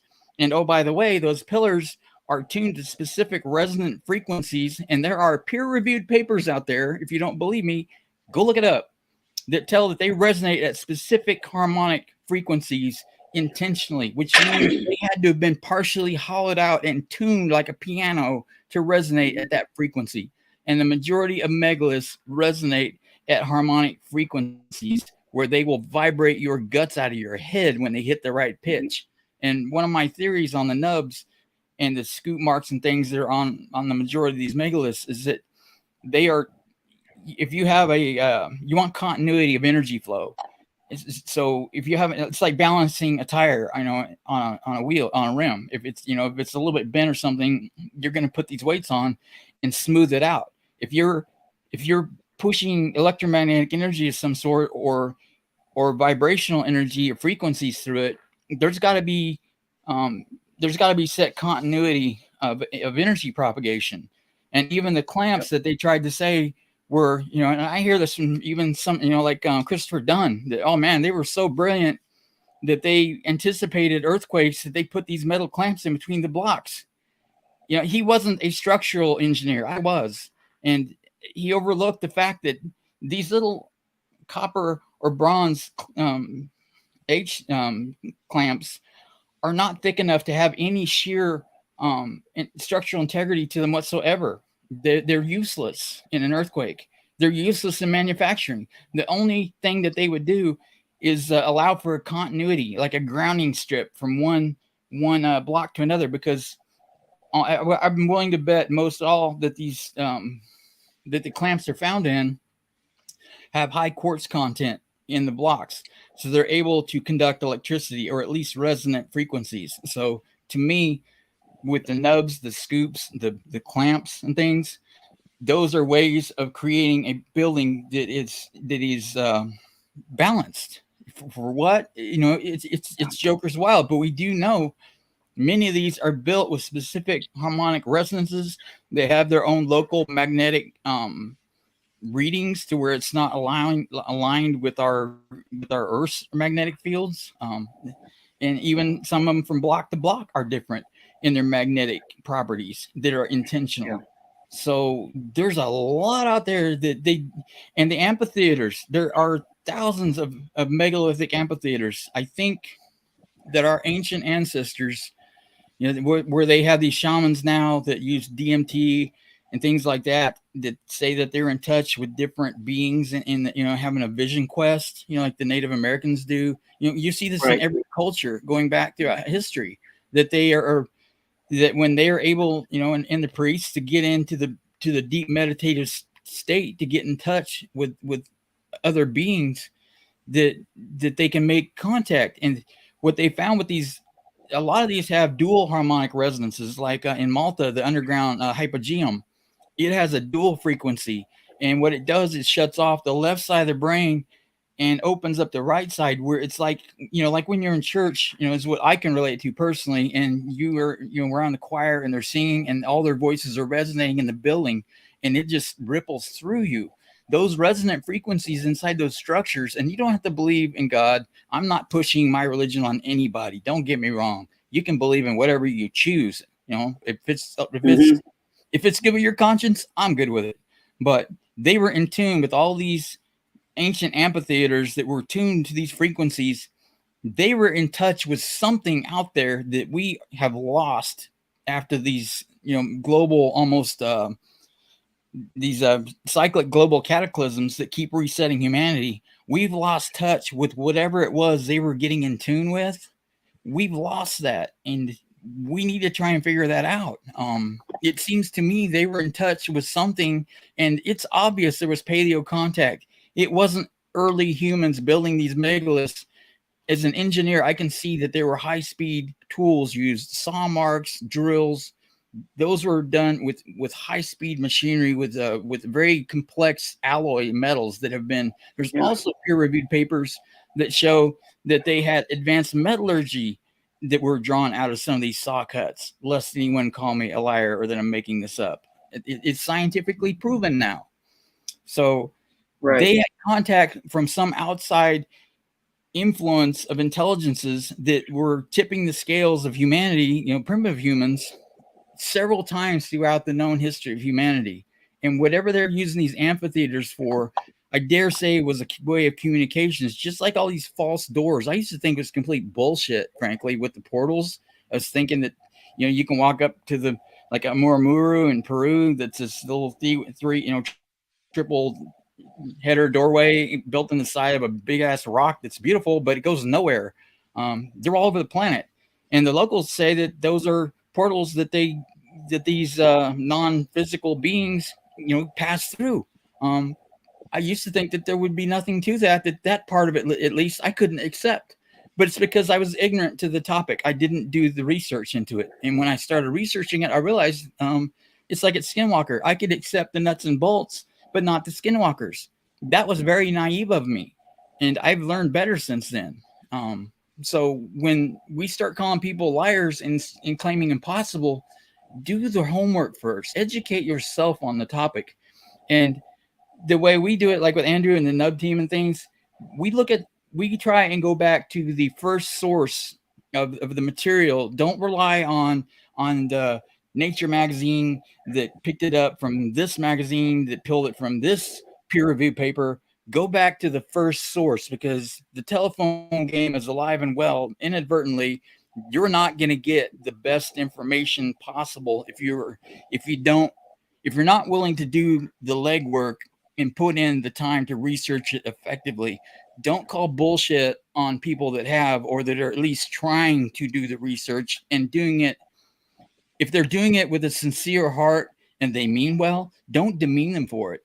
If you think you know better than they do, gently guide them and explain to them why you think the way you do, and maybe you can come to consensus and help come to a consensus frame of mind. You might learn something from them. But we need to be amiable and open to change and consider other people's viewpoints to grow, because 20 years ago this was all, and partly because of the government making this a 75-year psyop, of National Enquirer, which we're finding out that even the government was responsible for parts of that magazine.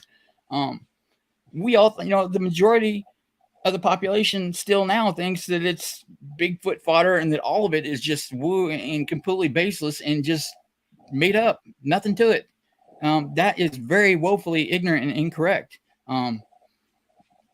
People need to change their precepts and stop being so rigid-minded, because the landscape is changing all the time. When some of the first people sailed over the horizon, when they were telling them the earth was flat and they're going to fall off the earth, they found earlier maps and were told by others, no, it's not. So they went for it. They had the guts to dare to think outside the box, and a lot of people got killed doing that, but a lot of people people succeed doing it too. You just got to be smart about it. And another thing that we were talking about recently was in another video you sent me. Jim Simovan was saying, be very careful what you invite in, because playing with Ouija boards, watching movies of paranormal, and if you're open to thinking, oh man, that'd be so cool to have those powers, and I can control the Crossroads demon and blah blah blah, people think that's just entertainment and not real, but they have quantified and documented cases where people have made those mistakes and accidentally drew in the hitchhiker effect or even demonic possession. They have searched the archives of the Vatican and found out that a lot of the reason they were burning people at the stake was because they knew that they were having a problem with the hitchhiker effect. They knew that there was something communicable to being possessed that wasn't just people being sinful and inviting them in. There was a physiological aspect of it. If you were in close proximity to somebody that was infected with this affliction, they didn't know what it was. They didn't have microscopes, but somehow they figured out that there was some kind of physiological component, at least they think there was. So they were trying to get rid of it by burning these people at the stake, thinking they could how they kill it, like the plague. So Bob Lazar may be right that what he read is that we are containers, and that may be what he's referring to. Well, every major religion, they all do. The body is a vessel. We have a brain, but it is separate from our mind. They are two separate things. When we have out of body experiences, our body's in one place, our mind and our consciousness are somewhere else. When we dream, our consciousness probably is somewhere else, not residing, in the body. It's just kind of left on autopilot for a while that, it's kind of kick around, where, like Sean Cahill said, we need to ask these questions. Where do we go when we sleep? It's just, and even Deep Prasad touched on that in his lecture the other night, that we cannot discount dreams that are lucid, especially, that those are just figments of our imagination, because at the time, subjectively, it is just as real as the waking consciousness events. If you have a lucid dream and you thought it was that you were awake and lucid, but you woke up from it, it was just as real, subjectively to you. In the scientific definition, that reality was just as real as this waking one that I'm sharing with all of you. That's why Sabine Hossenfelder gets ridiculed for saying that she can't agree that anyone else exists on principle. Right. She's right, but most people don't understand what she's saying. She's too freaking smart, and she doesn't give a shit anymore to try and explain it to people, because she's a woman, she's in Germany, she's smarter than most of the physicists she's around. She gets discriminated against. Yeah, she's jaded. Who can blame her? So, this stuff is fascinating, but it is. The underlying thing here is that we need to be careful, like Jim Simovan said, to not, like your question that I was trying to answer. I don't believe that we're vessels that things can just come in, kick us out, and take over. I don't want people to be afraid, because history does show that people are protected that take precautions. For me, I've seen where, time and time again, and there's historical evidence of this, even in just some of Jacques Vallée's books, and he's not a believer in God, so to speak, that I do, but that people of faith, it made a difference. And, in the Bible, it says that evil has no dominion over the anointed, and people have cried out to, their God and things, and gotten protection from abductions and things of that nature. In some instances, some didn't. But and I hate to keep rambling on about this, but like Jim Simovan, everybody's enjoying it. I'm enjoying it. Keep going, Ross. You're on fire, dude.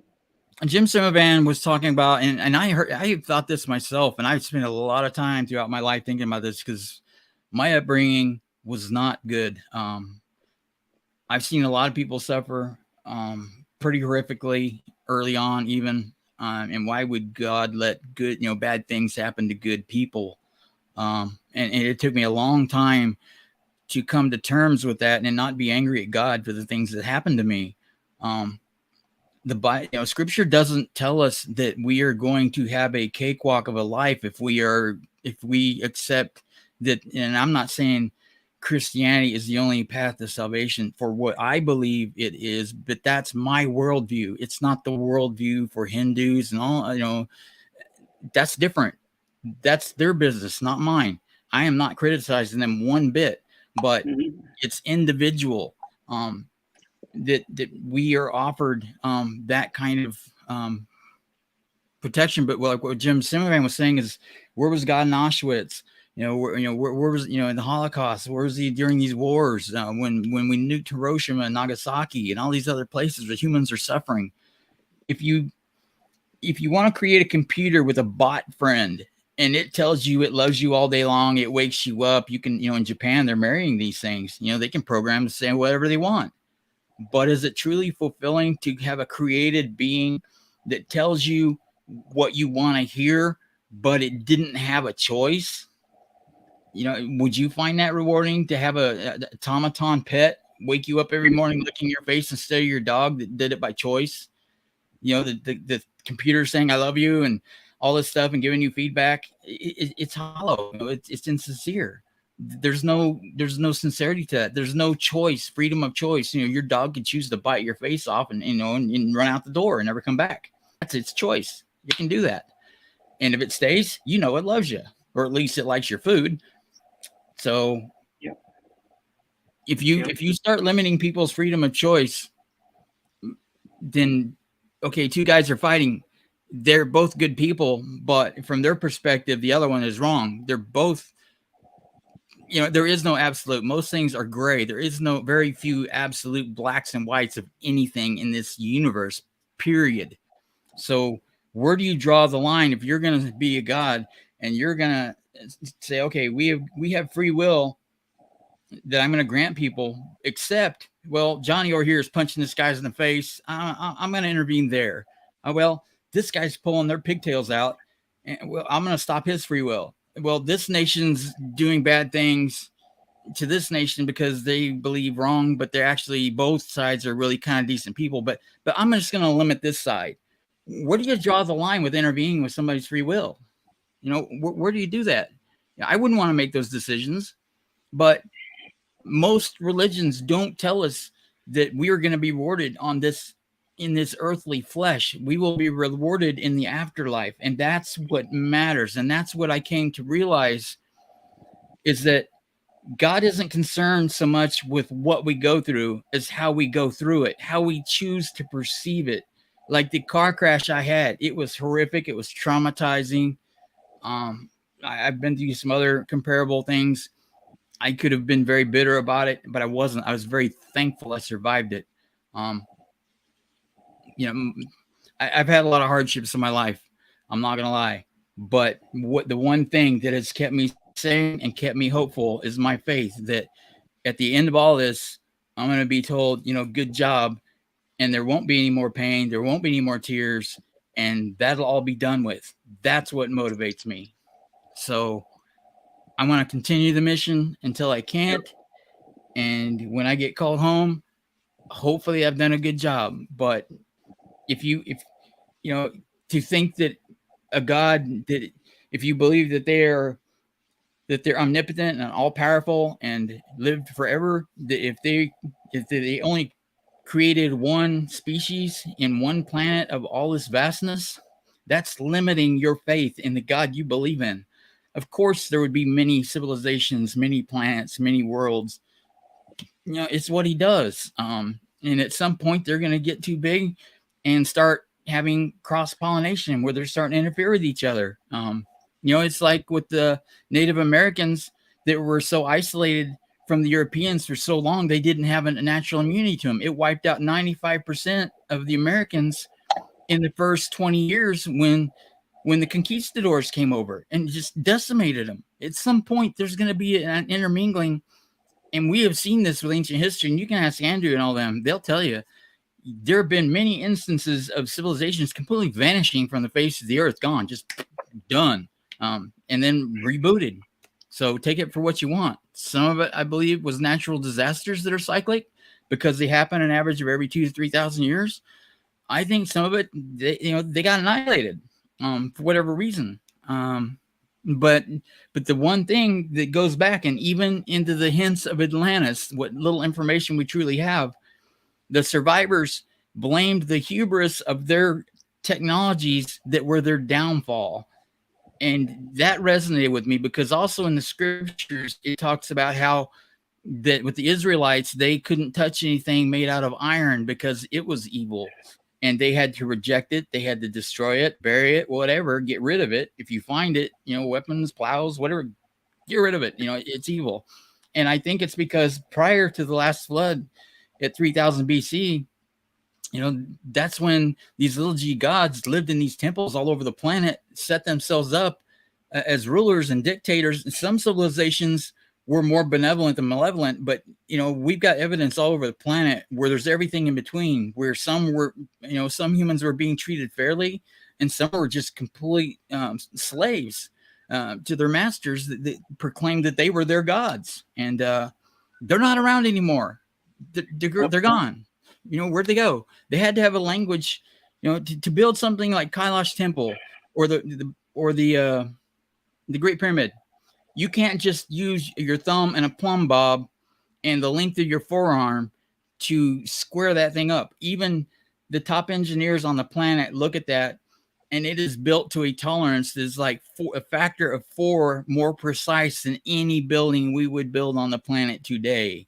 They don't know how they did it. They don't know why they did it. They don't know how they aligned it with true north like they did. They don't understand it. It's impossible to explain, but they did. And then that's the point. That science had to have a written language to build that. I worked in the industry of construction, high-end, high-rise condominiums for hurricane impact, DoD projects for to withstand nuclear blasts. Right. I know what goes into these kinds of projects. So you can't just go out there and tell the contractors, okay, guys, I want this, and each one has an idea in their head. Then they just start building something. If they don't have a language, if they don't have blueprints, they don't have a surveyor to level the site, they don't have the equipment, you don't break ground. All that has to be in place before they ever cut and place the first block. You got to be able to write it down. You got to have the math. You got to have the reading. You got to be able to convey it. You got to have people understand it. They have the disciplines that it wasn't built by slaves. It was built by master craftsmen of some sort to be able to build all these things that have such precision. We say that they may be 12,000 years old. Pumapunku, places like that, they're even leaning toward 40,000 years ago as the mainstream explanation now, but they could go back hundreds of thousands of years. They still, you cannot get a credit card between the gaps in those stones. You can't do it. They're built that precise. We can't explain it. And that's what got me into this. Was my lifelong passion has been physics, especially anti-gravity. I have been researching quantum physics and anti-gravity since high school. About 5 years ago now, I saw how at Baalbek, they moved 1,600-ton stones, put them 40 feet in the air on top of a course of 400-ton stones. impossible with our today's technology. Well, we could build something that would do it, but in antiquity, hell no. And when I looked at it and started recognizing the tool marks built with machines, because I've even got scars on my hands and things before I went into my engineering. I was manufacturing on the floor before that, so I know even from the cuts on one wrist that's from a sharp knife. This one's from a power tool. Two different complete scars, and that they leave on stone and wood are the same patterns, and skin, flesh. So I recognized a few years ago that the physics involved in building the megaliths were probably the same lost anti-gravity physics that built the megaliths with, and I wanted to try and figure that out. So I was doing it for a long time by myself until I had the good graces of meeting Andrew and Ziggy Dan and Dave and Sherman and those guys that pulled me into their group on Twitter. And that was a godsend, because I'd been out there as an individual researching for 2 years straight in ancient history, and nobody would talk to me. I know how it feels. That's why I talk to everybody in the chat. I don't want anybody to feel left out, because everybody is important. They need to be heard. But seeing that that's another rabbit hole like UAPs. Once you fall into it, you'll never come back out, because it's an endless well that keeps on giving. Because I can recognize, the evidence is so, there's no stop to it. There's no end point. It never stops. But I recognize that the same physics was in play in antiquity, building these megaliths that had anti-gravity properties. And then when I recognized about a year and a half ago that the UAPs were exhibiting anti-gravity, I'm like, and I saw the connections to them in antiquity, I'm like, they're still here. They're still using the same type physics that we do not understand now. We were able to capitalize on the electric side of electromagnetism. They harnessed and mastered the magnetic side as well. And it seems as much as we have pushed into the collective consciousness of humanity, like Ramanujan with a new type of mathematics, that actually computer algorithms and all of our programs are written on the math that he created, that was pushed into his mind in his sleep. He didn't invent it.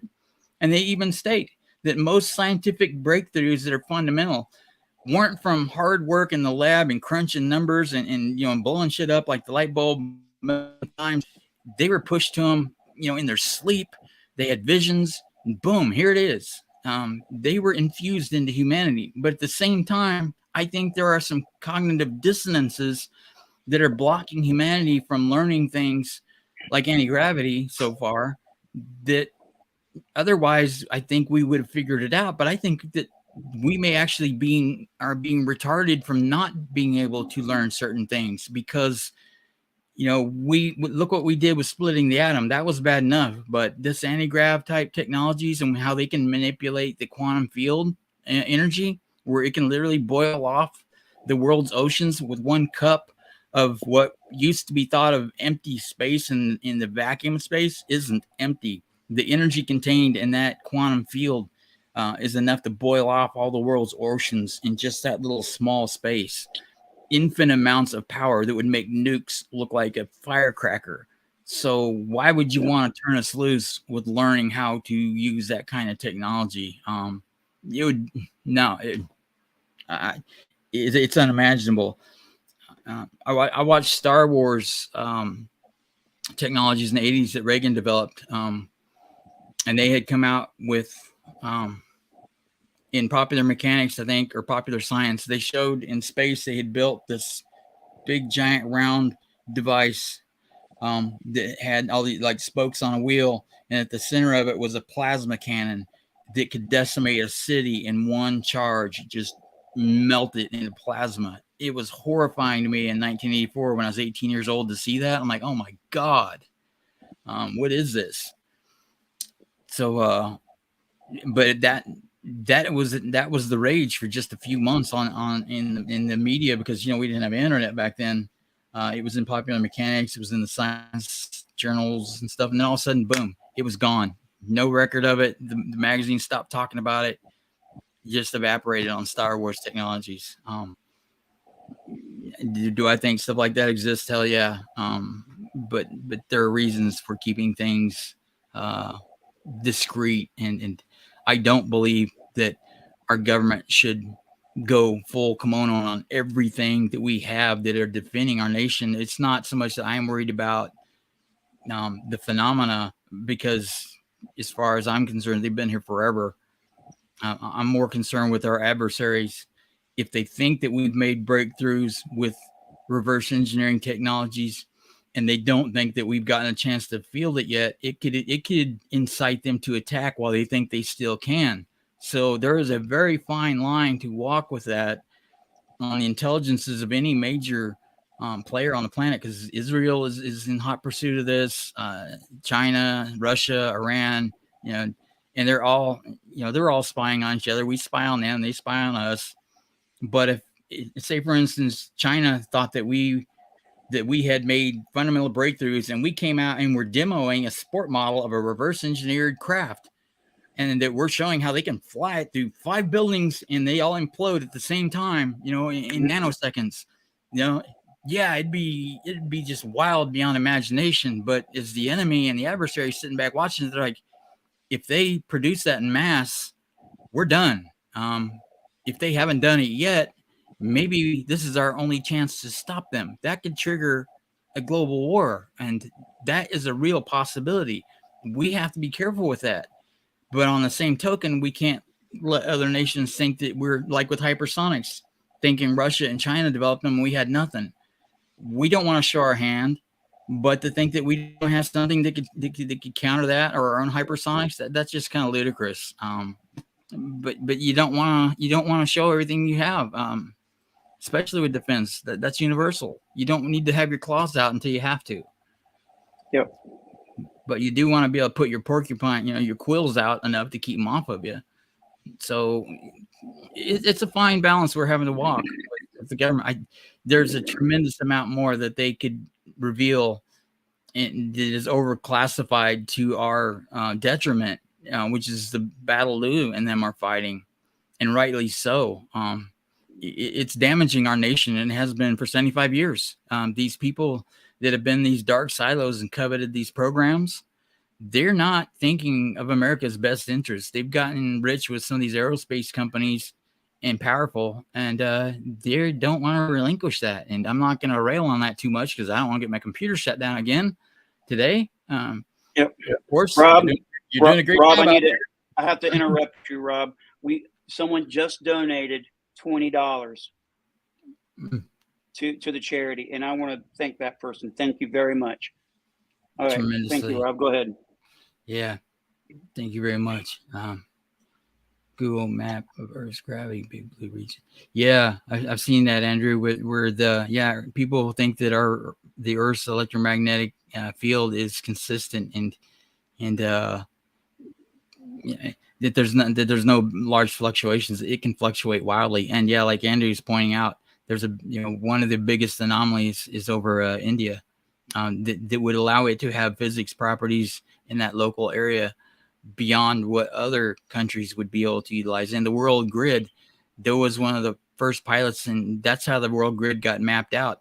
There was an early pilot that was noticing UAPs flying along certain trajectories consistently, and when he mapped it out, it was a geodesic grid pattern around the planet, where he started calculating other sightings, and they fly on these field lines. Most megaliths are built at the convergences where these lines cross, and even the modern bases of the United States and others build on these sites as well. There is something about the world energy grid in these locations our governments know about, and they're not telling us about it.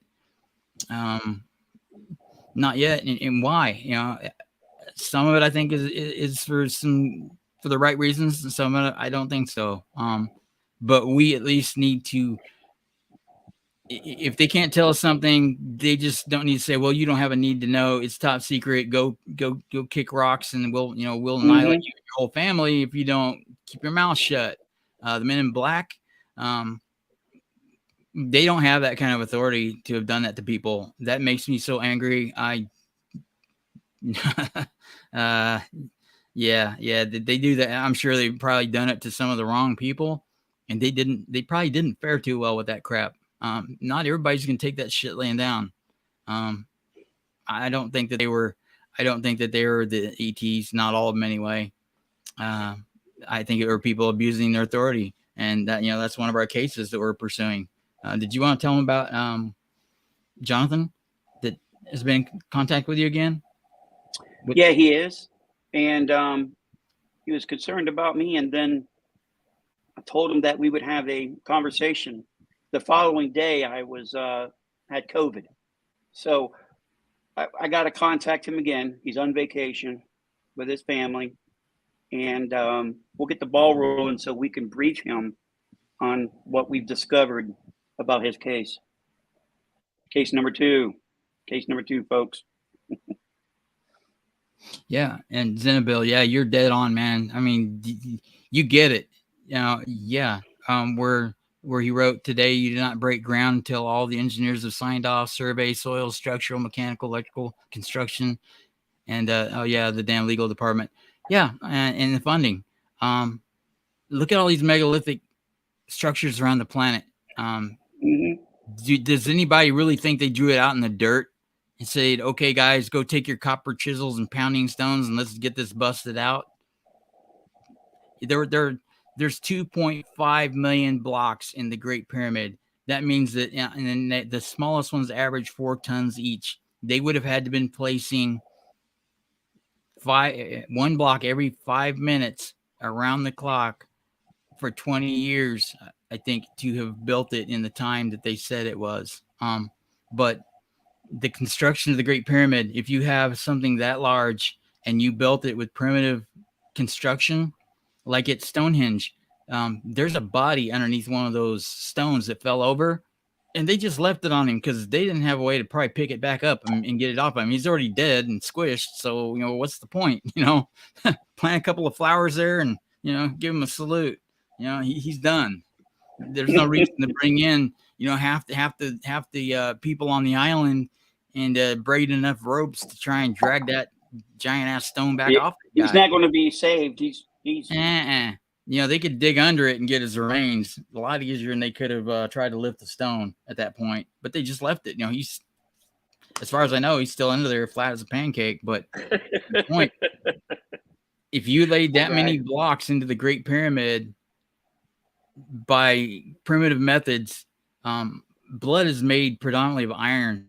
It stains porous granite, and especially sediment like limestone and sandstone, like nobody's business. You're not going to get it out of granite. If you don't seal those granite countertops where you start chopping meat on there, it's, those blood stains are going to be there forever. But there's 3 different sets of casing stones on the Great Pyramid with significant erosion under each set. There are no blood stains that I have ever seen identified. There are no bodies or body parts underneath them. Their graveyards do not have skeletons that show, and they do. There is one spot in Egypt where they saw, and it was a small one, where the people had been enslaved and forced to do heavy labor, and their bones had the advanced arthritis. They had the compound fractures and all that. That was only one graveyard in all of Egypt that they had ever found that exhibited a group that was forced to do heavy manual labor. The rest of them, nothing. It wasn't there. There's no mass graves in Egypt anywhere that show that any of these people were lifting heavy stones repetitively or anything of that nature. It's not there. The building should have artifacts of people being injured, and leaving biological imprints behind. The graveyards should be full of people with fractures, advanced arthritis. I mean, I'm bolted together all over the place from heavy lifting and injuries. I'm 50 years old. The average age in Egypt, they lived to, even the pharaohs only lived to about 35 on average. Most people didn't live to be our age, but the ones that did, they didn't exhibit the advanced arthritis and even where the muscles attached. When you're a weightlifter, like I was before I got crushed, the attachment points, the bones get thicker, and you grow those attachment point nodules that stay there forever, like on the back of the skulls of younger people. They look down so much. There was a bump on their skulls where the muscle that attaches to their head to hold it in that position, Young people have Yeah. a highly developed bump in that bone on the back of their skull that older people like us don't, because they spend so much time looking down. Those muscle attachment points have developed that bone mass to exhibit what they were doing with their life. That's not there in Egypt. None of the stuff that should have been there. And yeah, well, if you guys want to hear me rant a little bit more on this, I will. But Hit it. I tell you what, we'll leave it up to the viewers. Guys, give us some input here. do we have any viewers? Yeah, do we have it? I don't We know got how 10. many. We got 10, Well, maybe 9 because yeah, we count too. That's we okay. count too. So I appreciate just one person listening to us wholeheartedly. Yeah. Well, I'd I'm do this. listening to you. I'd do I'm this with doing just this, and us. we've been while you were talking, we've been hit 3 times now by porn bots. Cool. Okay. And I reported them. People are deleting them, and I'm reporting them. Okay. Good So deal. I wanted to personally thank a couple of folks here. Stand by. Susan. Hi, Scott. This is my 28th year of donating to Paralyzed Veterans of America. Just to let you know that some of us are constant companions. Thank you. Thank you very. In fact, I want to send you a thank you right now. Boom. Here's your thing. Definitely, And then I'm shocked at the Elephant family. $100 this evening. Thank you very, very much. Wow, I'm just totally blown away. By the way, donations tonight. I did tell Lou all about what just happened. I'm blown away. If you like what you're hearing, have you noticed we haven't asked for any money? Well, not for us, for the charity. But when it comes to this channel, we don't have a Patreon, right? We don't make you guys subscribe, right? We don't have what else can we do? Well, we don't also have merchant. Yeah, we didn't throw up our PayPal accounts, and 100% of the proceeds that we get through all this fundraising, all of it will go to the designated charities. There won't be any overhead fees, costs, things, administrative, nothing.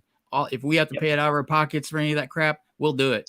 Well, it's not going to happen because it's already a link, and I didn't want the money to be anywhere near me because just for liability issues. And when we hit 1,000 and can monetize and things, all of our proceeds are getting donated. All of it. I'm not going to profit a penny off of this project. I'm not going to profit off this channel because we started this channel with one goal in mind, to help other people. And I am not going to profit off of that. I'm going to give back 100% to what people give to us. That's just it. And I wanted to be the first one to donate since I had the link first, right? So I went ahead and donated my first amount, and I'm going to be donating. I got paid today. So is I paid today? Whatever payday is. I don't even know what today is, right? I think it's Friday. So yes, it's payday. I'll be donating again this evening. Man, we're getting hit up hard with these pouring chats. Okay. So if you like what you're seeing and what you're hearing and you want to help out, and you can't do $100, I can't even do $100 right now. I tell you what, there's a other button, and you can put in the amount, and there's I think it's like 20 cents for processing through Wounded Warrior. This link right here, right? So let me go on it right now, and I'll do it with you, folks. But I have to fill out the credit card information later. So bring it up. Boom. I see I got the link. You'll see my pretty face on there. It's called, if you're new to the channel, it's called Shannon Scott's Annual Vets and Vets for Wounded Vets and Pets. This is a charity that was named, and I'm very grateful and honored that Lou Elizondo and Rob Heatherly have named the charity after me. I'm totally blown away. I just can't even. It's like a dream, right? So in fact, I got the link. I got not the link, but I'll put the link in here one more time. Boom, and enter. So here's the link right there in the chat, folks. Also, it's in the description, but I wanted to bring up a photo here of our trio. Lou Elizondo, Rob Heatherly, and Shannon Scott have started a fundraiser to raise money for the Wounded Warrior Project. And that's by the way, that's my my part. Lou, he's represented, I would say, by the what is it, the local Humane Society? What is it, Rob? The St. Francis No Kill Animal Shelter. Right, No Kill Animal Shelter. Lou told me that like $20 would go a long way there. Ain't that right, Rob? Yes, $20, most definitely. long way. Okay, then we have another charity. And what's the name of that charity, Rob? It's yours. Pinups for Pets. No, I keep getting that wrong. Pinups for Vets. Yes, Pinups for Vets. They sell calendars that are veterans' wives or veterans themselves that do very tasteful 50s style poses for calendars that they sell, and they use the proceeds to go visit wounded vets in the hospitals to help boost morale or whatever their needs are. They're a small charity, but they do tremendous work. Lou told us about them. They operate with exceptional integrity. I think they will do some good things. They just need a little help to get their message out. They've been struggling for a while and making it work. But good deeds need they need help. They need rewarded. Yep. I believe in karma. I think karma needs to pay them a positive visit. So, and that I think that I know that's why Lou recommended them, because he saw the good in them. And if Lou believes in them, that's good enough for me. Yeah, I'll go with it. But I did do the research and look at it myself, and I like what I saw very much so. So, awesome. And I want to ask if you like, sorry, go ahead. If you like what you're hearing and you like what you're seeing, we try to do this as often as we can, as our health does fluctuate. There's days that Rob and I are just can't do it. Honestly, we want to, but we're just too sick. So if you wanted to do like a super chat tonight, just please go to that link and put what you would for that super chat right into that link, and I'll read it off on the air too, because you have a chance of writing something on there just like you would in a super chat, right? So I will read what you said anyway. So yeah, take the time to do that now. You got anything else you want to discuss?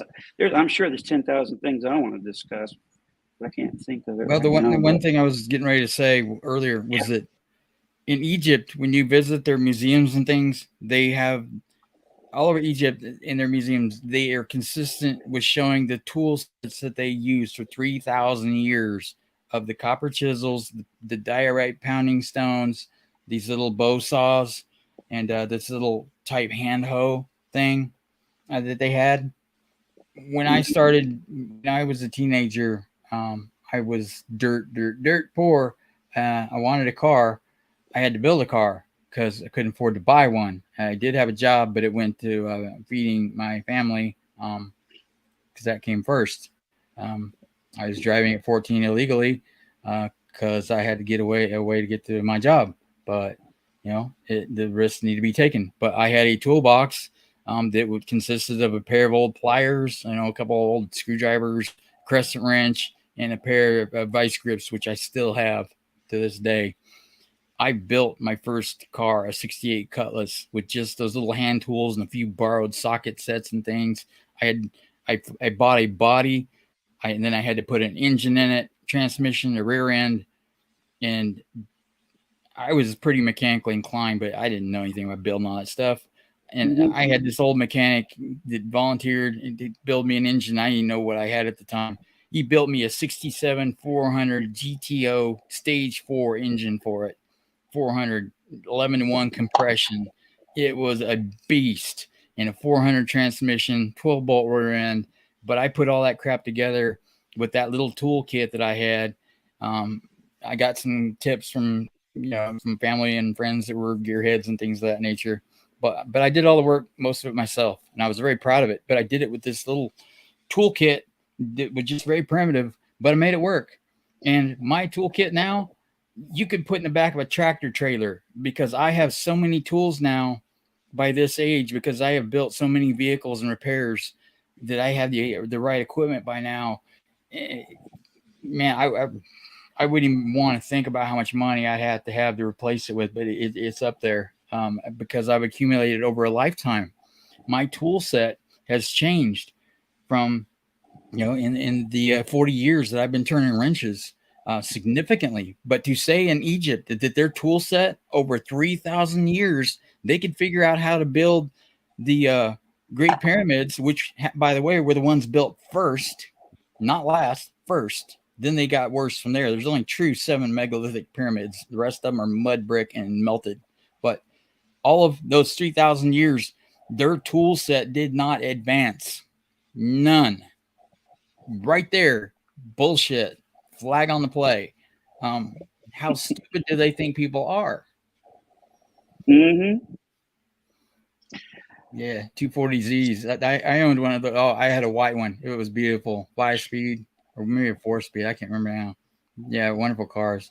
Yeah, The new Z400's coming out. Woo! Oh yeah, badass. Twin turbo on that 6-cylinder. Good Lord, that's gonna be. You're just tearing up the back tires on that thing.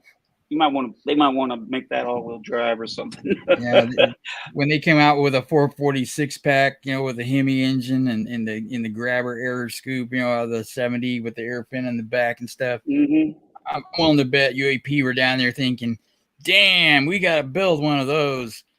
Yep, some of the most amazing machinery. Cars. I've owned a lot of cars too.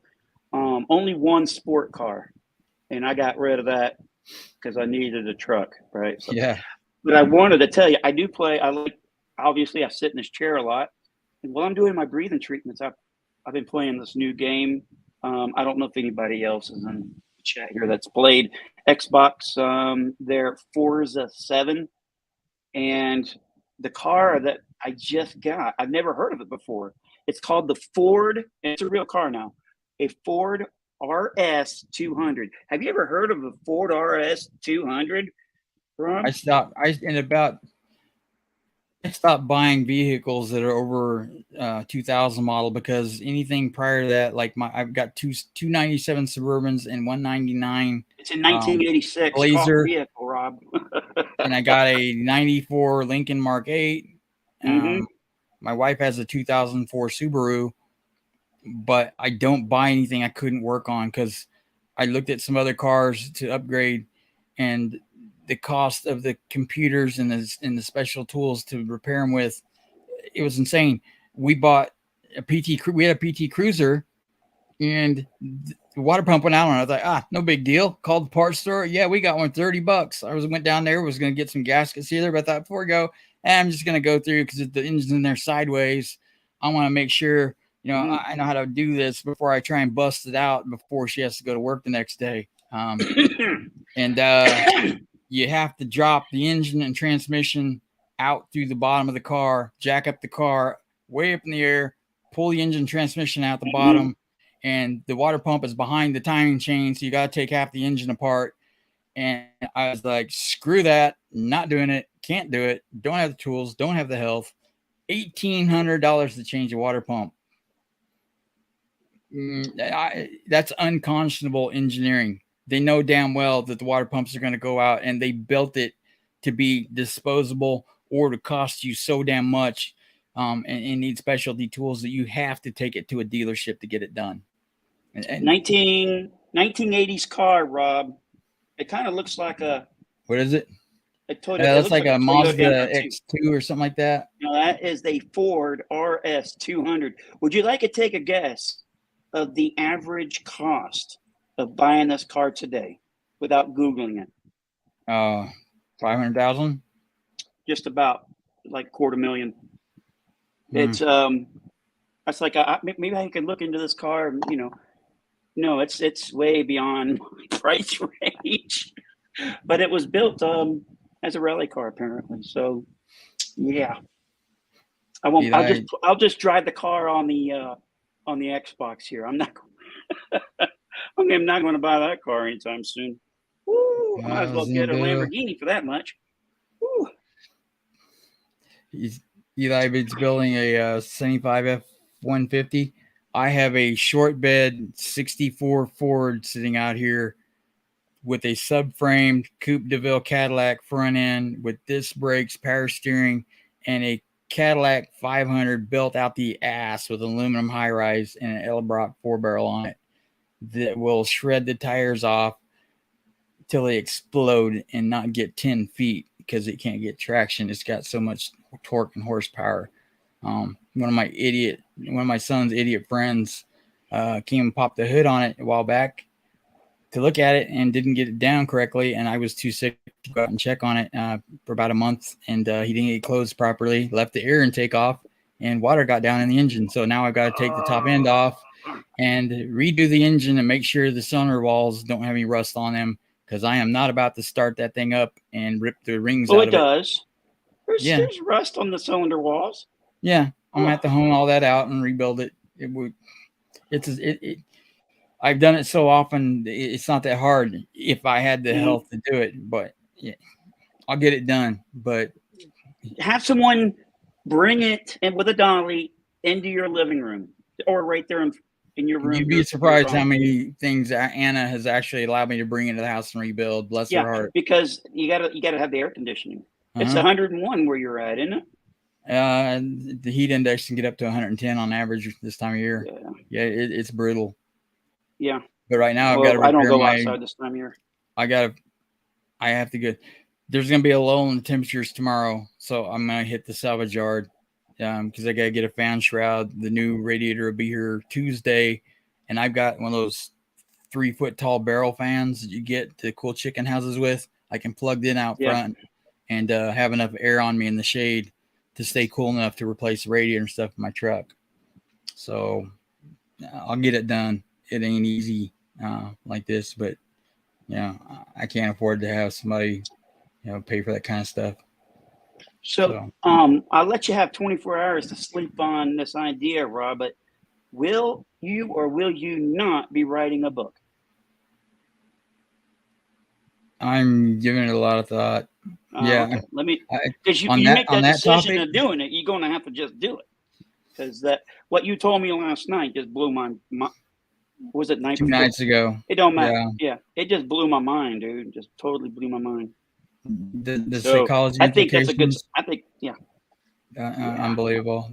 And when we were talking about it, I'd forgotten a lot of stuff, but that's what the psychiatrist that I was pen pals with was telling me at the time, that a lot of what I learned from that experience that I went through with another individual was so profound and unique that other academics, significant others, and people with that affliction themselves needed to know, because it would be highly beneficial toward learning how to treat that disorder for everybody, the academics and the patients and their significant others, on how to help them mitigate it, understand it. And even with some of the scientists now that are talking about consciousness, I'll talk about part of it. When you're with multiple personalities, there are some that thought they were living in, like Deep Prasad talked about lucid dreams, and that's what reminded me when I was talking to you. Some of the alters that came out that came out first person that I met previously thought they were living first person in their inner world. It was just as real to them as this world is we're sitting in right now. No difference. They could touch, feel, everything. There was no difference. They were in shock when they came out first person for the first time because they thought they were in reality. So, like Deep Prasad said, you can't discount dreams as being a different type of reality also that can be just as real as the one that we're sharing here right now. People with multiple personalities, on some of them, they're alters inside that have never been first person out, do not know this world exists. They exist physiologically inside a person's mind in that brain, and it's not like schizophrenia. They are hardwired into the brain. They exist. They are a real, unique personality, the ones that fully form. And some of them don't ever, the intellectual side doesn't bring them out. They'll create them, but if they're not needed on deck, they're held in reserve.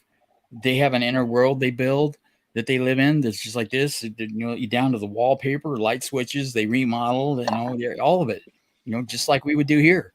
But they didn't know that they were in another inner universe of existence until they came out, and it put them into shock to learn that. It was incredible to learn of. But this wasn't a psychosis.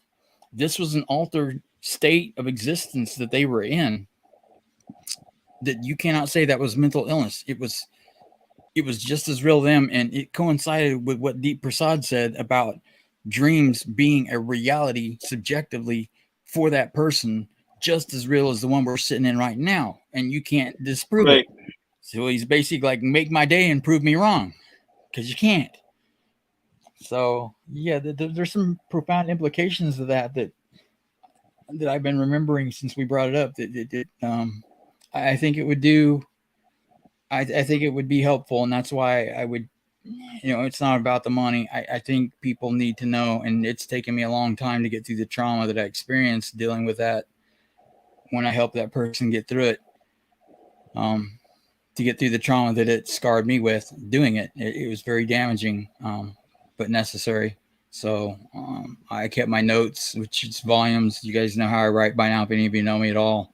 I write prolifically, especially when something is on my mind, and that's something you just can't go talk to people about. So I wrote literally volumes and volumes of notes when I needed to get my thoughts out of my head at the time I was going through it. So I archived everything. I got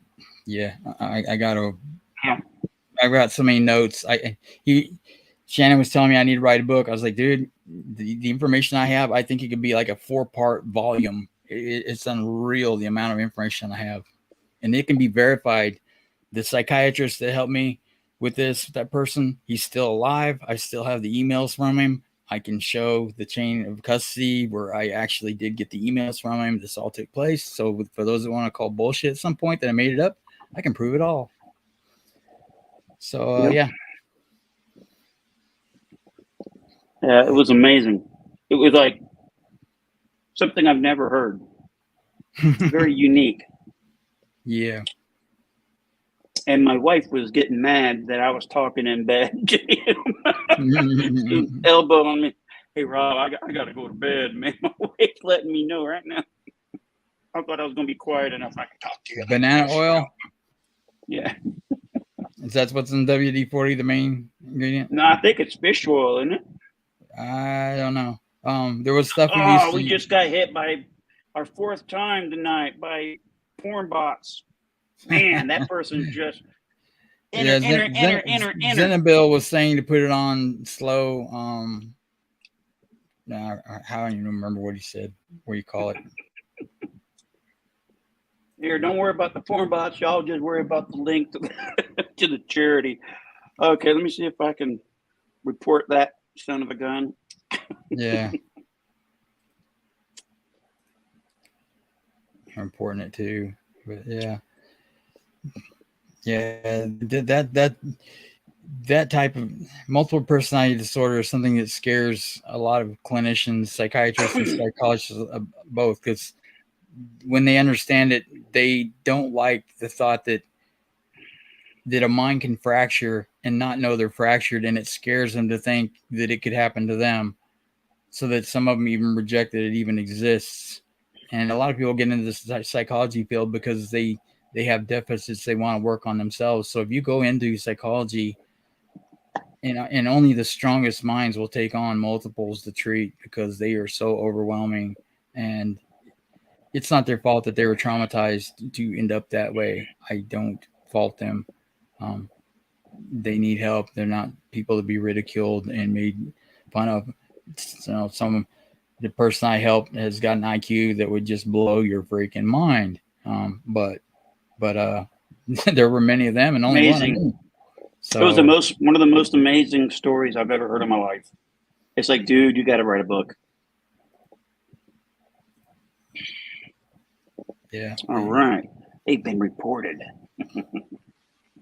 Well, I was talking to the guy in bed next to your wife. That's true. I was talking to another guy in bed next to your wife. That triggered the Yeah. Remember that? It reminds me of that insurance commercial. Yeah. Who are you talking to? Whatever from Allstate or whatever it is. Oh, yeah. Hello, so-and-so. And then she sounds hideous. Oh, yeah. Your wife was saying that? No, I was saying that someone's saying something about, you're talking to another dude in bed with your wife in bed. Neocal asked a very good question. Do I think there's something else to consciousness aspect of schizophrenia as well? Shannon, do you know, can you find that link to that Prasad YouTube video that you can throw up in the chat? Yep. It was either him or the other one that you sent me. Well, maybe I got two channels. I have to go through both of them, so stand by. Schizophrenia. I'll have to go back and look at it. I watch a lot of material. Better yet, I'll go through our chats and I'll send you. It may have been Gary Nolan, but schizophrenia, they're finding may be a problem. Like they talk about the part of the brain that acts as an antenna that allows some people to be more perceptive to the phenomena than others. They think that with schizophrenia, it may have to do with that they may have. It was Gary Nolan. There are different parts of the brain that are affected in routing, and that they think that schizophrenia may be a combination of not being able to internally mark time with the brain to where it doesn't know the continuity of events. If it remembers something, it doesn't have the context, because our subconscious is another part of our entity that only knows what our conscious mind feeds it. It doesn't have direct access to our five senses. It draws in what our conscious mind perceives, and then it feeds our subconscious what it knows. And on schizophrenia, the conscious mind, it seems, is not able to discern past, present, future, and it gets them all combined and mixed up. And it's, you can call it a mental illness, but it's really a continuity problem of too many. The electrical wiring is not correct in having a continuity of thoughts and occurrences of what is taking place in past, present, future. And that reminds me of something Lou said a while back about how the phenomena that time is not a clean, crisp cut of past, present, future. It's like a burning ember of a cigarette. Some aspects are already in the future. Some are still in the present. Some are still lingering in the past. It's not a anesthetic burn forward. So they seem to be having problems with discerning, interpreting reality and time frames in that reality. And I hope that they make some inroads, because my brother, my half brother, has been afflicted with this all of his life. It's very sad what he's gone through. Started in his 30s, and with multiple personality disorder, they are physiologically hardwired into the brain, and if they evolve enough, they become distinct personalities where integration is not appropriate, because to them it is death. And if somebody told you had to change completely who you are and become somebody else, and you won't exist anymore to heal, you're not going to go for that. It's death. That's how they see it. And psychiatrists that have tried to force people to integrate have gotten themselves killed. And I don't blame them. It should be their choice. There was one that was sued for hypnotizing people and forcing them to. And it's wrong. It was wrong. But I hope that they find a way to help adequately treat the schizophrenia. With what I was starting to say is, people with multiple personalities will hear voices inside their mind when they start becoming co-conscious and learning there's others in there. they start talking to each other at some point, some of them. But with schizophrenia, they hear voices outside their head. And that's what, my brother's early 30s, he started hearing, whispers and things in it. And it was just terrifying for him. I remember when he first started descending in that, it was just so tragic to watch. But he had not been, I'm not demeaning him in any way, but he wasn't right his whole life. But it really hit full throttle around that time and got worse. But I think consciousness, with the way that, they talk about the microtubules. Yeah. There are different things that I look at. There's a scale invariance to lightning, and the neural discharges in the brain, they are the same on size, scope, and scale. Look up Persinger scale invariance between lightning and the brain, and you'll find a peer-reviewed paper where he talks about how the propagation of the electrical discharge between neurons is the same scale comparatively to lightning strikes. There's something there. And on consciousness, they talk about the microtubules they found in the brain that may be an interface to where the consciousness interfaces with the physical brain. They found tubules around the earth. They found a wind tube tunnel around the solar system and the galaxy clusters. And something I predicted decades ago, that it'll just keep scaling up, that black holes or in galaxies will have larger black holes that hold together galaxy clusters, and then there are super black holes beyond that hold all these clusters together, and then you scale up to the next one, and then you get a whole nother who knows what. But like Lou said, we're in the middle of scalability between Planck scale and absolute, according to what we can measure. And it's kind of ludicrous to think that we are the only scale size that exists where life exists. Why? The worlds within worlds, I think it was very astute to consider that, they keep back to the bell on the cat's neck and Men in Black. That could actually be, that is possible. You could have an entire universe that small. You have it smaller than that. So, we have to consider these things. And where they say that they're non-physical entities, they could be just so small that they have to create something on the scale like a Death Star to interact with us, that's large enough to enter our environment that could physically interface with us. They could be smaller than a grain of rice or subatomic. We don't know.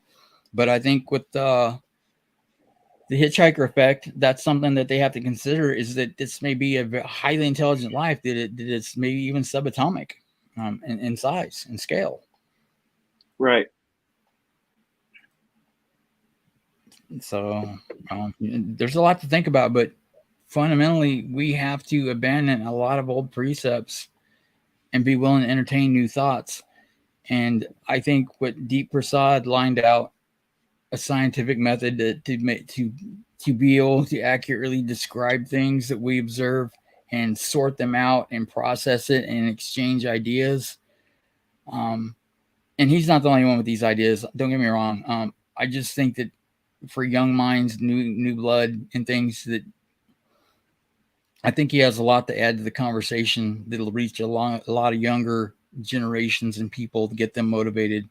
Whereas old timers may not so much, So I'm hoping there's some good things that come of it, and I'm optimistic.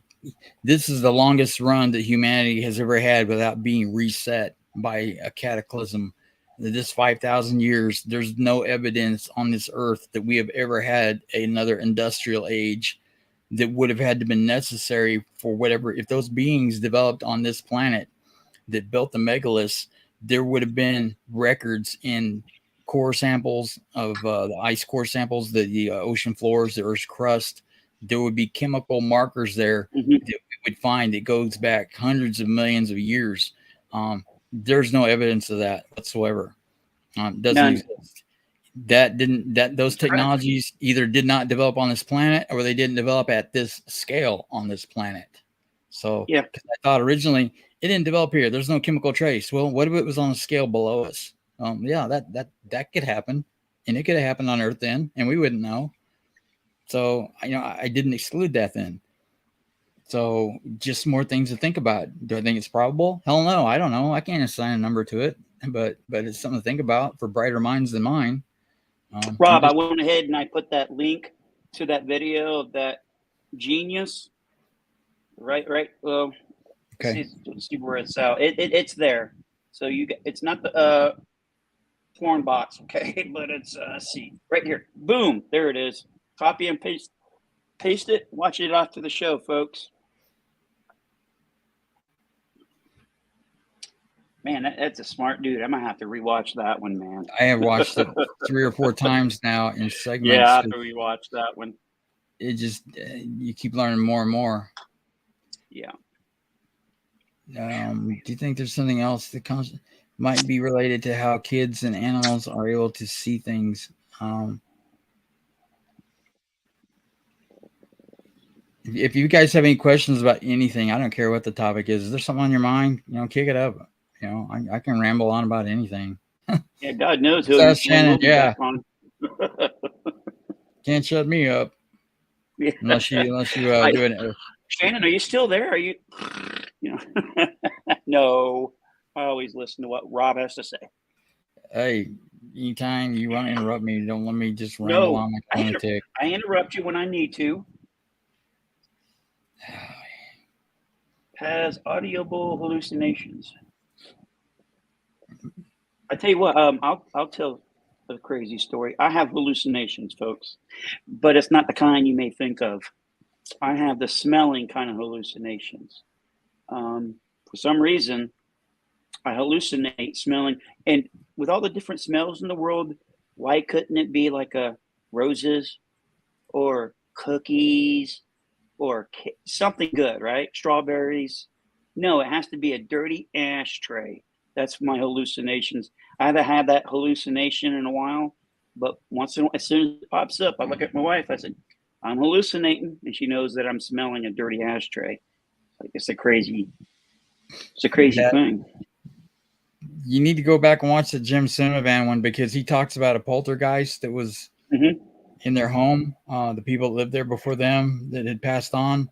One of them was a chain smoker. And once in a while they'd come home and the house would just reek of cigarettes. And that was that poltergeist. Its essence was there causing that. And it wasn't him hallucinating. It was there in the house. His wife could smell it too. Which the thing is, the sicker I get, she has a very sensitive nose. It's me. The sicker I get, I start having them. The sicker I become. It could be changing the oxygen content in your brain, or because olfactory is the strongest sense that we have, sense of smell.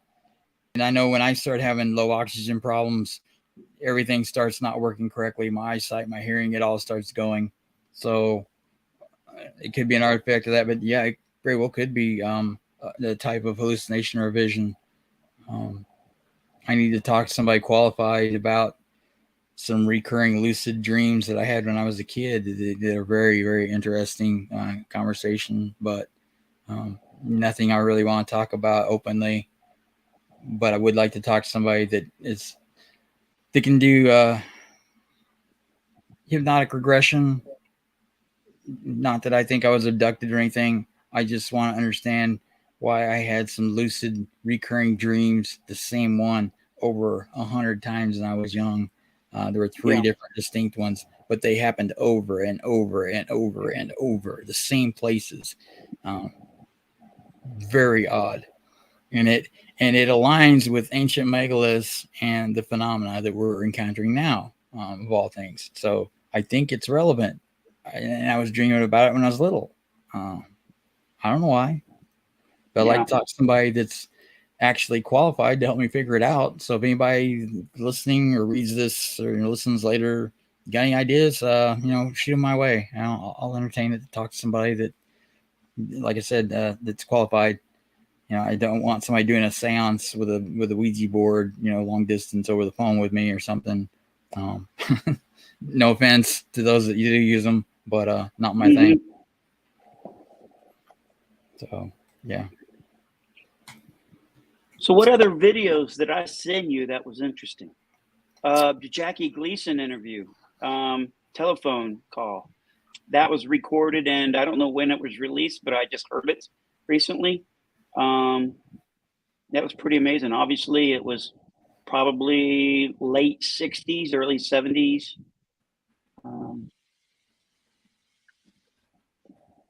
Let's see if I can bring that one up. What was that other guy you sent me? He was at that was at the Ozark conference. Was that the one? I don't know. Also, we got a U.S. Air Force pilot talks about being ordered to shoot down a UFO. And what's awesome about this video is Chris Lato did a review of this, and I haven't seen it yet. But anything he makes, I recommend it. He's the retired Air Force F-16 pilot that does UFO videos now. Yeah, so I need to get this one up and share this one right now, folks. This is a good one. Give me 1 second. This is required viewing, I should say. Let's see your channel. Videos. Bam, here it is. About to post it. Post. Bam. There we go. All right. Let me see if there's another good one here. I am posting Ancient History Criticisms YouTube channel. Somebody was just asking. What was the question? Somebody wanted. They didn't know. Andrew was using his personal account tonight in the chat, so I wanted people to know that was Ancient History Criticisms, Andrew. Okay. That was in here, so I just put his link in there. Andrew Fink is his name, but he's Ancient History Criticisms, and he also has dual Twitter accounts. But he uses Ancient History Criticisms on Twitter mostly for megalithic research and things. So can't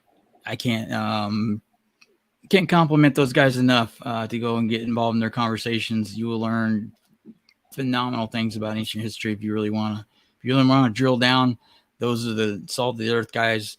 If you're sincere in your questions, they'll be sincere answering them. And as long as you want to keep asking and you're asking relevant questions, they'll keep answering them.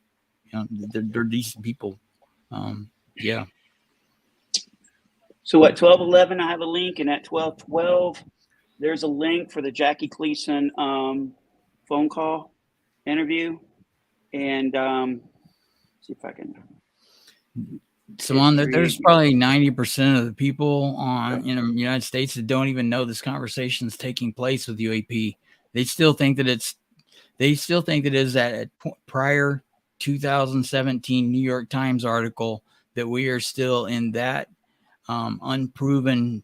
You know, I consider that the way to look at that is classical physics, and then Einstein came along in 1905 with relativity. So we have classical physics prior to that, and then we have modern physics that started with Einstein. The way I sorted out is prior to 2017 with that New York Times article concreting this, that's classical ufology that didn't have near as many facts that's out there for us to prove. So modern UAP research is post New York Times 2017. That's the way I look at it, because the evidence post that is, you kicked it into high gear that we didn't have prior to that.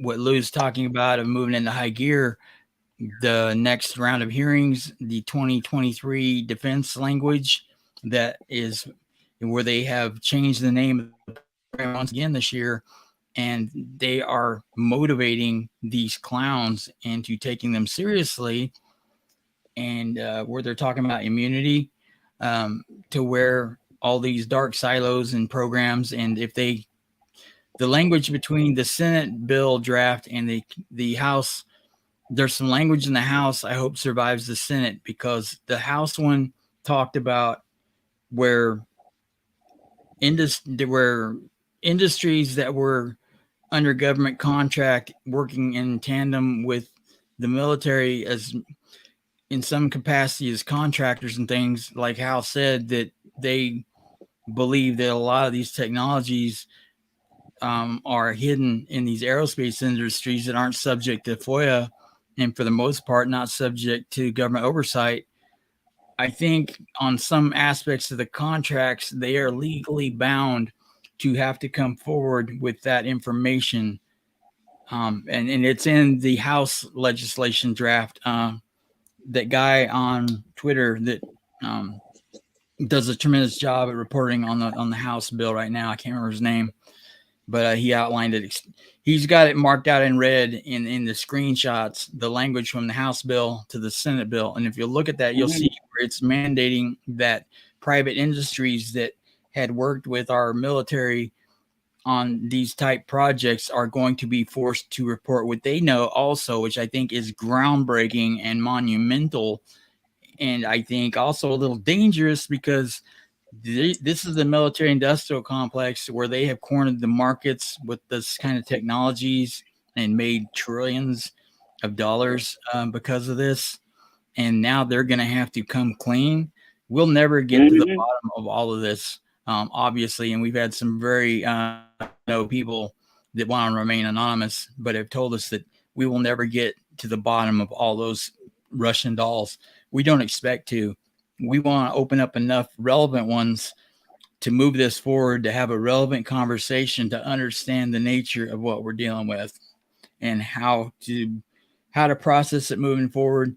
And what I was starting to see earlier is Ted Rowe that runs NARCAP and is working with SCU and some others. I forget the others on his team.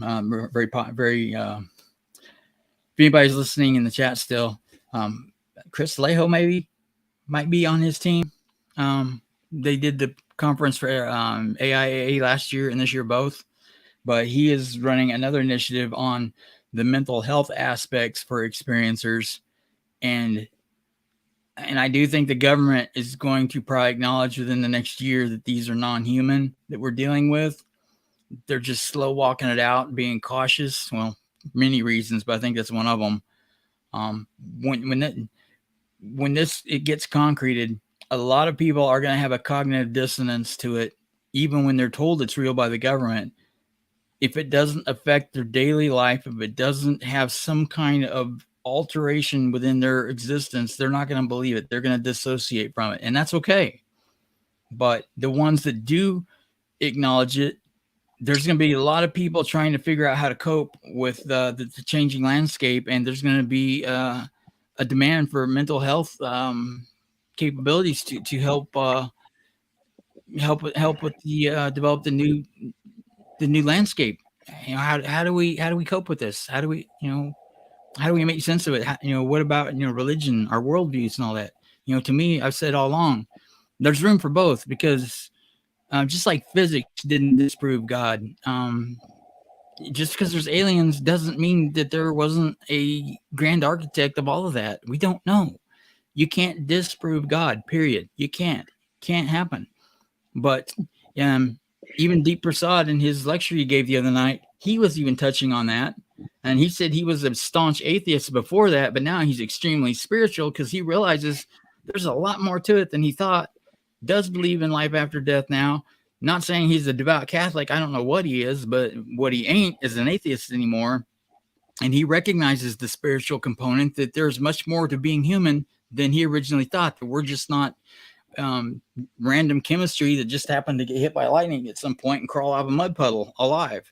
He calculated it out and got with other physicists and realized that there's not enough time on this planet to have evolved any form of life, and especially this kind of advanced life forms and advanced structures and the variety and things that we have. I can't quote him verbatim. I don't remember, but basically he's saying it's impossible. It didn't happen here. So, I encourage everybody to go back and watch that. It is profound. I'm probably going to have to watch it a dozen times before I can fully absorb what he's saying. It's that intense, but it's fundamental. He presents it in a way that makes it easy to understand. It's just so densely packed with information. Yet the average is about a person can only absorb about 20% of what they're told at a time. That's universal. So 10 times watching it, then you might get the hang of it. That's just the way it is. It's definitely worth a listen. to twice. I'm gonna probably stay up tonight after this video and listen to it one more time. It's that good. Yeah, I've got some homework to do on the listening to some that we're going to interview tomorrow, and make sure I got my ducks in a row for that conversation. So looking forward to that. That's going to be very interesting. I talked to Grant Cameron when I first started down this road last year. If he ever listens to this, I wasn't being disrespectful then. I was probably a little bit more skeptical sounding than I meant to be. I realized that, you know, he is a brilliant mind in his own right.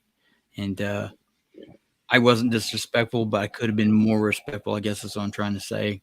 And would have asked more relevant questions had I known, you know, the depth of his knowledge. You know, at that point, I was just still learning. I had my training wheels on. I still have my training wheels on. But you know, he listens to this channel, right? Huh? I know he listens to our channel. Did I tell you that? In one of his videos, he talked about watching Lou's interview with us. So that tells me he watched our channel. How cool is that? That's awesome. Yeah. How do we remain so humble? Yeah. How do we? Dude, we're coming up on 3 hours, man. Yeah, Zenabel, do you know who Ted Rowe is and who he works with SCU and with his AIAA conference? They had Travis Taylor give their presentation for him that didn't go over so well because the AIA, whatever they are, they like nuts and bolts. They don't like hearing about the phenomenal side of it, and he kind of trailed off into that a little too much, so it wasn't well received. But Ted Rowe has some significant. I mean, the guy does phenomenal work. I think he's gonna be. I think he's going to be brought into some people are taking notice of his work, and his voice is not going to go unheard. I'm confident of that, and I'm very thankful because the man is brilliant. It's his life's work. He's an experiencer too. He's got a lot to say, and he's learned a hell of a lot, and people would do well to listen to him. So, yeah. But anyway, probably ought to pack it in, but you're slowing down, Rob. You're slowing down, dude. Anybody have any questions about anything? Price of tea in China, how many carburetors the 240Z has, what kind they are, Strombergs, what kind of jets to run in a quadrijet. I don't know. I just whatever, don't care. But I will say another thing. People that just came into this that are panicked, thinking, "Oh my God, aliens are here," and they watch too many movies, and like, well, they're just shy. We could call them in, and they aren't scared anymore. Then we keep spooking them. Then you know, it'll be all love and light, and we're gonna elevate to the next level of consciousness or something. Guys, you need to be careful of that. You know, we don't want another version of Heaven's Gate. These people that say that we're going to transcend, you need to be careful and ask them pointed questions. What does that mean to you? Does that mean, because they were saying like, you don't need to have an income anymore. You don't need material goods. That sounds to me like, okay, we're going to shed our bodies soon, and we're not going to need any of this because we're going to elevate to the next level. That's what Heaven's Gate did, dude. You know, we need to be careful of that crap. But yeah, they actually went to these conferences and was trying to recruit people. I found that out recently. But people that just came into this and don't know that they've been here at least as long as humanity has, are scared. They're thinking that we're being invaded and the motherships just haven't got here yet. The scout ships are just here checking it out. And when the big dogs get here, all hell's going to break loose. I don't believe this is a monolith. Ancient history doesn't show that it's one single species or AI that we're dealing with. And I do believe that we have benefactors out there. And what I was saying earlier about Jim Simivan saying, how could there be a God to allow so much pain happen to humans? He's not allowing it. And karma does exist. The people are not going to get away with bad behavior. They are going to suffer by the works of their deeds. No one gets away with any of their actions, is from the way I believe. Some of it, you get what you have coming on earth, good or bad. Some of it, I think, in the afterlife. But you're not going to get away with it. Those that think they can propagate evil with impunity and not having consequences, history doesn't exhibit that. All the ancient religions don't exhibit that. None of the downloads exhibit that. So I dare say there's a universal consensus where they believe that there's life after death of some nature. They're going to be held accountable for their works here on this planet, in the flesh. Mm-hmm. So, do unto others as you want to have them do unto you. But if you want others to treat you like shit, don't reciprocate it, man, because, it ain't cool. Yeah. We got to be more gentle with people, but I don't believe God lets bad things happen. We have free will, and you would be as unfortunate as it is how some people have suffered so badly. And as bad as I've had it, it's nothing compared to some of the horror stories I have heard, and it breaks my heart. But I have been able to comfort them by letting them know that in Revelations it does state all their tears are going to be wiped away. There's going to be no more sorrow, no more suffering, and this isn't permanent, and they are not going to get away with it. That hurt them, and not to seek revenge. I always try and say the best revenge is living well. That doesn't mean let people actively hurt you. If they try, do what you got to do to get them to stop. Obviously, I'm a firm believer in self-defense, but not revenge. If you've been able to get it to stop for whatever reason, don't go on the offensive, because it's like shooting somebody in the back. You become the aggressor, and you'll be prosecuted for that. So I don't know. To answer Jim Samivan, I don't believe God allows bad things to happen to people. I think the nature of humans giving them free will instead of making them automated machines allows for unfortunate suffering to take place in this flesh. But like it says in the Bible, this is but a twinkling of an eye compared to eternity. So in God's perspective, we are here for a wisp of a moment. And if we keep the right attitude, we will be rewarded for that. That's what I believe. That's what's kept me sane, because I've had some horrible shit happen to me. And if I didn't I concur. If I didn't have faith, I wouldn't have made it. I wouldn't have survived it. There's no way. There's no way. You got to write a book, dude. It was my faith that pulled me through. When I had no strength left, that's when my knees got calloused the most. Most people are saved in foxholes, not church pews.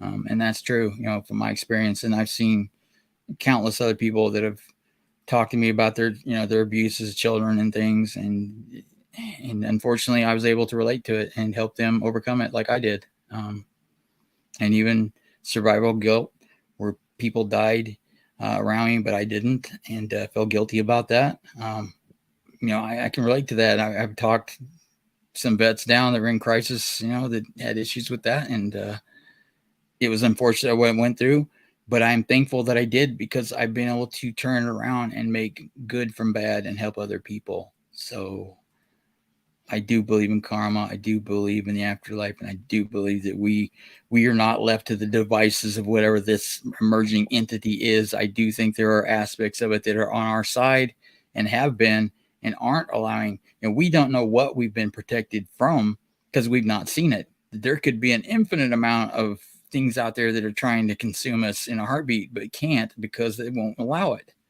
We don't know that part of it. But the fact that we are still here at this capacity tells me we have Overwatch. We are not left to our own devices. So I am not afraid of what's coming. Lou, if he thought he was bringing doom and gloom of calling in, with the dinner bell, wouldn't do this to humanity. If he felt like it was endangering us, he wouldn't do it.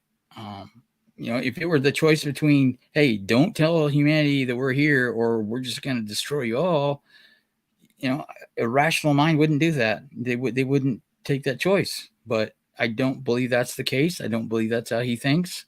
Because I know his heart. I've searched it out. I've done my homework with him. I didn't just blindly believe him one day, watch him on a video, and then build a shrine to him, like some people claim. That I'm a fanboy or whatever. They worship Lou. No, I don't. I recognize good character in a good leader when I see it, and a worthy cause. Like Shannon. Exemplary character, outstanding friend, and it's a pleasure to know him. I am extremely glad I've met you.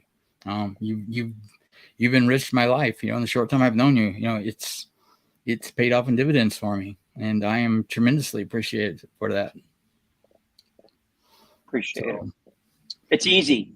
It's easy to be a friend to somebody, especially if we got stuff in common. Yeah.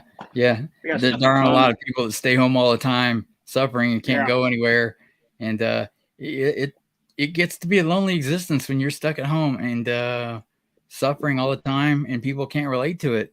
They're busy with getting on their own lives, and I can't blame them. But they just don't have the day-to-day time to immerse themselves to stay involved with you. They have a life. I'm able to actually share my thoughts when it comes to this phenomenon. I'm able to share it with somebody. For like 5 years, I couldn't share it with anybody, so let me go ahead and go over a few things, folks. 2 videos ago, I go over the Admiral Wilson documents that I made a link. I love matching game. That makes sense. I used to be an investigator, right? So I just applied my common sense to the Admiral Wilson documents. I knew that we all know chain of custody is extremely important when it comes to presenting a case, right? The Admiral Wilson documents, there are 2 different chain of custodies. I found that out, right? We know where the first one came from, Dr. Edgar Mitchell, Apollo 17, is that correct? Do I have the right number for that? Apollo astronaut. When he passed away, long story short, someone came along and retrieved this stuff that was heading to the trash, we believe, right? So this one individual was able to secure these documents. The document was about Admiral Wilson. It was notes from Dr. Eric Davis. And while Dr. Eric Davis was working at the National Institute for Discovery Science. Now, what I just found out from, I don't know, 1 or 2, I've been catching up on some old videos, right? Richard Dolan, he said many videos ago, he will never come out with the name of this individual. But I'll tell you what he just did. He just admitted that individual worked at National Institute for Discovery Science. So both those chain of custodies came from one place. So what does that mean? More than likely, we live in a world where there's other intelligences, whatever that is, they're here. As Lou once said, they're here. And what's the second thing? We are in possession of an entire craft that we believe that can fly. An entire craft, folks. Just think about the gravity of just that. I just got chill bumps. We have in our possession a UFO, folks, a UAP. From what I've gathered from different places, I think we have a few that are intact. Yeah. I'm sure we got that one in Peru too. Right? And then one in Case Mexico 2, that folks. There was one in Mexico that they tried to recover, and when they were trying to haul it, a lot of their soldiers were killed, and they're like, screw this, call the United States, come get this crap off our property before it kills more of us. Guess what? There's a link there, my brother. Guess who's coming out with another documentary? That is James Fox, right? From the Phenomenon documentary. Yeah. He's coming out with another one. I don't know the name of it. Maybe Lou might be in that one too, right? That'd be cool. He's making one about how someone in South America had a physical possession in his hands here. He took something that wasn't human to the hospital. He was a police officer. And guess what? His immune system just went to crap and he died a couple of days later. The doctor said he has never seen anything like that before in his life. Same thing about that Mexico UAP crash. Those guys came in contact. So there's more biological effects to not just craft, but contact with these, whoever they are. However, no one that I know of, or the stories I've heard, ever became sick from being abducted. So that tells me that they are using some type of preventive measures. They may be OSHA compliant. However, what do we learn? So what do we know? You stay away from craft that are still energized, because you're going to get hurt or you're going to die. And if you see an alien, you might want to run the other way, not because you're scared, it's because you may come down with some type of, I think I was thinking about, what would I name this? I would name it SAIDS, sudden acute, it's an autoimmune disorder or something. It's like AIDS, but he put an S for sudden acute. Basically, it's just another word. You're going to die of an immune compromised system. So, man, that's another one I just put together. I love matching game, or taking different stories, and there's something that has to, like, a commonality to these things, right? My sergeant major came down with rheumatoid like you did. He was getting ready to go over for his 5th tour in Iraq and got immunized and stuff. In 3 days where he was supposed to ship back out, he came down with a real bad case. He thought of some kind of he thought it maybe something like tick fever or something, or what's that other tick disease? Good grief.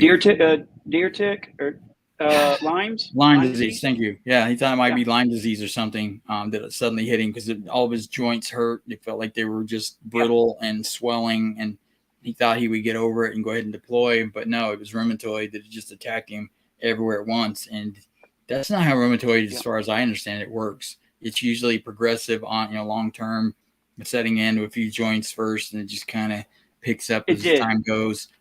But the thing is, it can. I can see where it can just take the whole body. Everyone's different. Mine just was in like my wrist. It went to the other wrist, and then it went to my shoulder, and then it was just flared up everywhere. And I had like 2.5 years left in the military.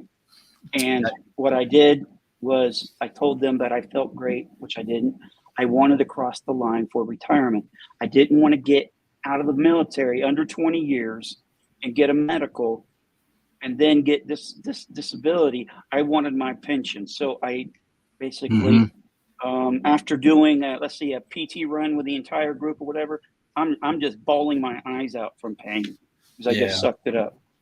Yeah. So I wanted to cross the finish line, in which I did. Yeah. So rheumatoid sucks. It almost seems like pseudo rheumatoid, because like it hit him so fast and so hard in so many places. Yeah.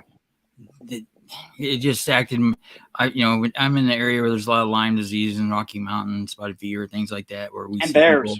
People, and bears. Yeah, they can cause some severe bodily damage in a hurry too, very fast. Yeah, I'll never forget a picture I saw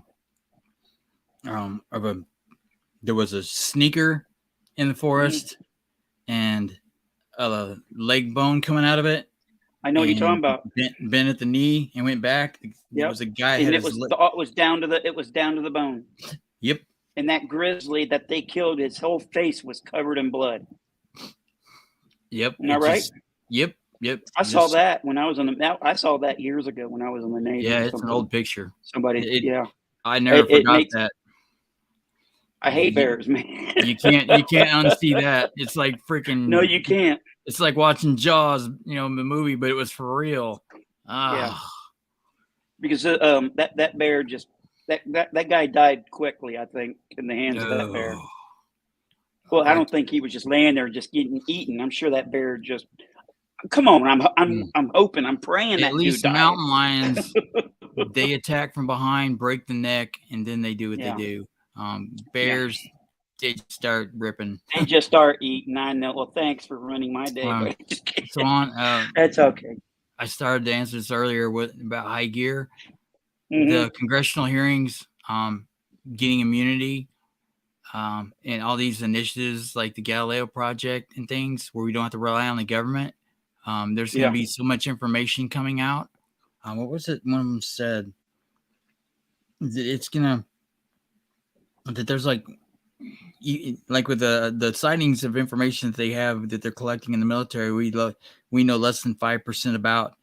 And when they do release information, these scientific teams that are out there are going to be inundated with information for a long time to come, sorting through credible information to try and vet it all.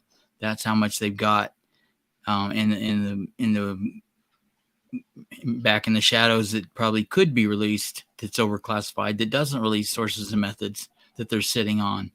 Can you imagine that? Right. Good grief. So yeah, it's important that we have a lot of teams and a lot of, people are so, and I don't blame them. You don't go through all that schooling, all that discipline, and get into a field of science and get into a topic like this and then be ostracized and lose everything you worked for, your reputation, all that. You have to ease into this very carefully. It's like a lot of them I've heard tell me that, they get told to their, if we meet in public, I'll pretend I don't know you, but in private, I really need to talk to you about this stuff and tell you about what my experience was, but we can't, no one can know we know each other. Okay. That goes on all the time. It's unfortunate, but they can't. I don't blame them. You don't spend 15 years of your life going through school, building up your career, and then going in and admitting that you're an abductee or that you believe in UFOs and you want to research them. And then you lose your, if you don't have tenure, you lose your job, wherever you're working, and you lose everything that you worked for. You got to do this methodically and calculatively, and a lot of them are. But when the stigma continues to be stripped away at some point, that's why they started with the nuts and bolts first, not the experiencers first. A lot of people are upset about that, but you got to have the most believable aspects put forward first and spoon feed it as people can accept and understand. And then you keep building up the knowledge base and getting into the more controversial of it as the fundamentals become accepted. But the big game changer is going to be when the U.S. government comes out and finally acknowledges we are dealing with non-human technologies that we don't feel are a present danger. However, we don't know enough about it yet to know, but we're confident we'll work through it. That would be my advice on how they want to broach this carefully. And the Air Force being all that money and all that bravado bullshit that's in their language, like in the hearing, well, if there's a threat, we'll mitigate it. No, they're not popping hot air balloons, dude.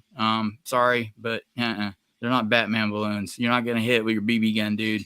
You're not mitigating this crap.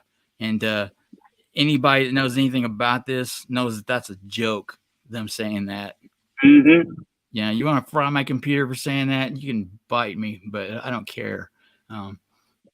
They purport to be. I'm pissed at what they did to our Navy, the Air Force, by not providing them the tools to succeed in those battle spaces when they were being invaded, incursions in their airspace.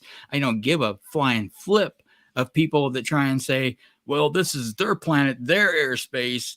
It's not ours to claim it. If you're allowed to move into an area, you were born there. I dare say if you're native, you are not an alien. You are a native. to that area and that planet. And if you've occupied it unchallenged for decades or centuries, you can claim ownership of that. You really can. It's not, if some higher being out there, if it was their ocean and their space, then Right.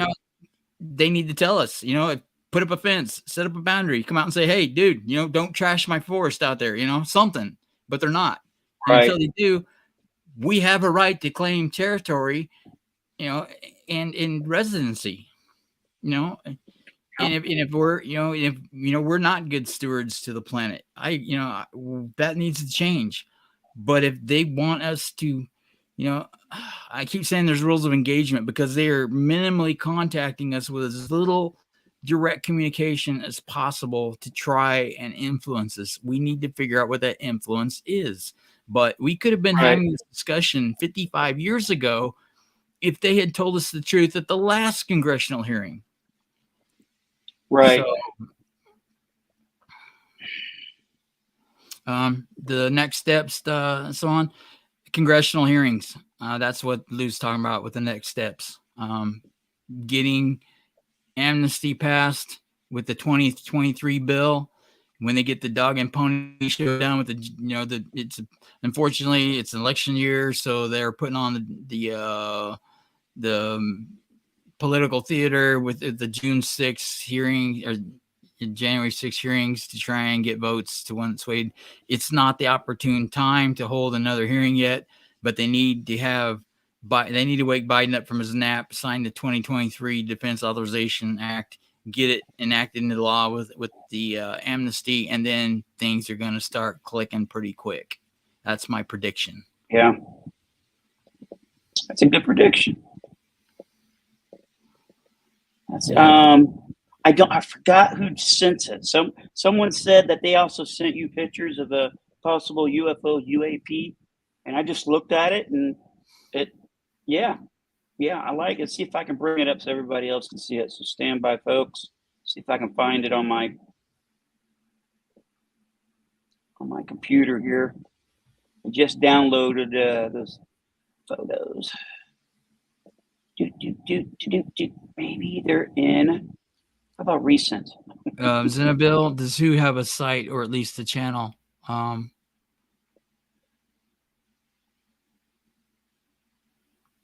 me see if they're here. Stand by.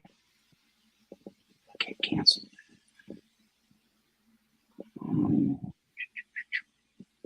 Okay, they're going to be in my downloads.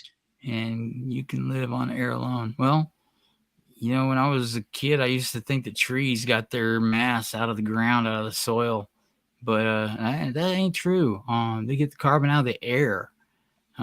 These giant oaks that surround my place, the only thing pulled out of the ground were the minerals in the water that went up through. All that carbon was pulled out of the atmosphere, out of photosynthesis to build those giant ass freaking oaks. So I do love oak trees. Yeah, until they're falling on my cars and my house, or That's tornadoes, true too. or tornadoes are throwing them through my buildings and things. It ain't fun. Yep. Good times. I'll have to go find those. I'll have to go find those pictures before and after. Yeah. I've had a few cars crushed in my day by them, and some houses. I had one giant oak fall through one of my houses, and a main branch fell through the front foyer walkway, and it was a huge branch went almost to the floor. You walk inside the front hallway, 3 feet in, there's a giant branch. It's just a foot from the floor, and the oak tree fell, and a huge branch touched the ground before the rest of it fell through the roof, so it didn't crush the house completely. Yep. Good times. All right, you ready to see some pictures here? Sure. All right. Maureen from Scotland. Yep. Hey, Lauren. Lauren. Get rid of this Lauren. here. Let's see. Am I? And I appreciate all of you hanging out with us. I think there will be some hearings this year. They need to get the defense bill passed, and it has to. Well, I say it has to. Should pass sooner than later this year. And then when it's opportune, they whipped up that last hearing within 6 days. That's partly why they were kind of caught off guard with their presentations and stuff, but they should have been a little more prepared. They knew it was coming. But yeah, they gave them their instructions, and they have to comply. They're not gonna have another round of trying to belittle Congress and the American people. I think that I heard that they were redressed very soon after that hearing, and instructed to err their ways to where they won't be doing that again. Their hubris was not well received. So yeah. Oh, yeah. Okay, I got a close up. Redwoods, beautiful trees. Yeah, huge trees. Right. Yeah, I'm glad you could catch us live too, Lauren and Zenabil, Eli, Swan. If I can't pronounce your names right or I don't pronounce them, I can't. It's because I can't see worth the damn. Truly, I can't read that well. When you have that many concussions and put in a coma and run sharp sticks through your eye, it takes a toll. All right, check out this. This is a close-up of that UFO. It's in the top of that picture, and here's a close-up of it. So what I'll do, I'll take this image right here, and then I will enhance it through Lightroom, and it'll be a cleaner shot than this. It'll be using AI. But yeah, I clearly see a disc here. Oh, hell yeah. That's a good one. Hey, good one, folks. Yeah, definitely. I'm going to take another damn call. So we've done almost 3.5 hours, Rob. I think we deserve a $5 donation to the charity, our charity, and Lou's charity. So if you guys are enjoying what you're hearing, what you're seeing, please go to that link in the description that's in the chat and hook the charity up. 100% of it goes to these charities: Wounded Warrior, Pin Up for Vets, and St. Francis Animal Hospital, and they are in several states. I think the one Lou is referencing is in Wyoming. But it's going to benefit all of them, I dare say, which is fine with me. And Lauren, if you don't mind me pronouncing your name, Lauren Ren, you don't change it for my account. Don't worry about that. Yes. So we don't have PayPal up. We don't have any super chats up because we got to hit 1,000 subscribers. We are getting there. If you haven't subscribed, that's how you can support us as well. Right now, hit the subscribe button, because 100% of the money that comes in for this channel doesn't go in Rob's pocket, doesn't go in my pocket, it doesn't go in Lou's pocket. If you guys, it goes to the charity pocket. If you guys want to help out our veterans and or vets or pets, either one, both, if you're motivated, we're in this to help others. That's why we're building this channel. I feel a burden to want to help people sort this out, and not so much sort it out, but I understand how this is going to impact people, and they're going to need people to talk to help figure this out without freaking the fuck out. Excuse my language. And I'm going to try my best not to freak the hell out myself, but those of us that have lived a lifetime of adversity, I found, are more resilient and able to handle things like this better. So if I can help at all, anywhere, with veterans outreach, if you guys know somebody that's in crisis, it's a veteran, suicidal, that needs somebody to talk to, send them my way. And if you can't help with, donating money, help us get our subscribers up. We don't know when we're going to be up and running and healthy and when we're not, and we don't manage things, everything, as appropriately as we could to put this out on Twitter and schedule a set night from when we do live streams, because we don't know when we're going to be feeling well enough to concrete a time. So we're trying to get better at it. And if we have to pre-record and set it for some nights and have a premiere, we can. But we'll take suggestions. And UFO Man is nice enough to help us as an advisor, to help us with some ideas on how to grow this. And he's also going to be volunteering with the charity work as well. So I tremendously appreciate him. But if you guys could help us get over 1,000, it's not for us, it's for the veterans, because, and I'm confident we'll get there when we start getting the major players. It's not going to be just our channel. There's going to be a few other channels participating where we have these all-star lineups. We're going to be having some roundtable discussions and experiencers and different topics. And it's not going to be just a one-day event. When we get this up and running, it's going to be, how do you see it going, Shannon? Like maybe even a month or so of different events and shows. And as we get people lined up and fired up, and I think it's going to keep perpetuating. And as long as people want to keep going with it, we're just going to keep that ball rolling. I will quote Lou. Stand by. I'm going to quote him because what he said was just awesome. He said,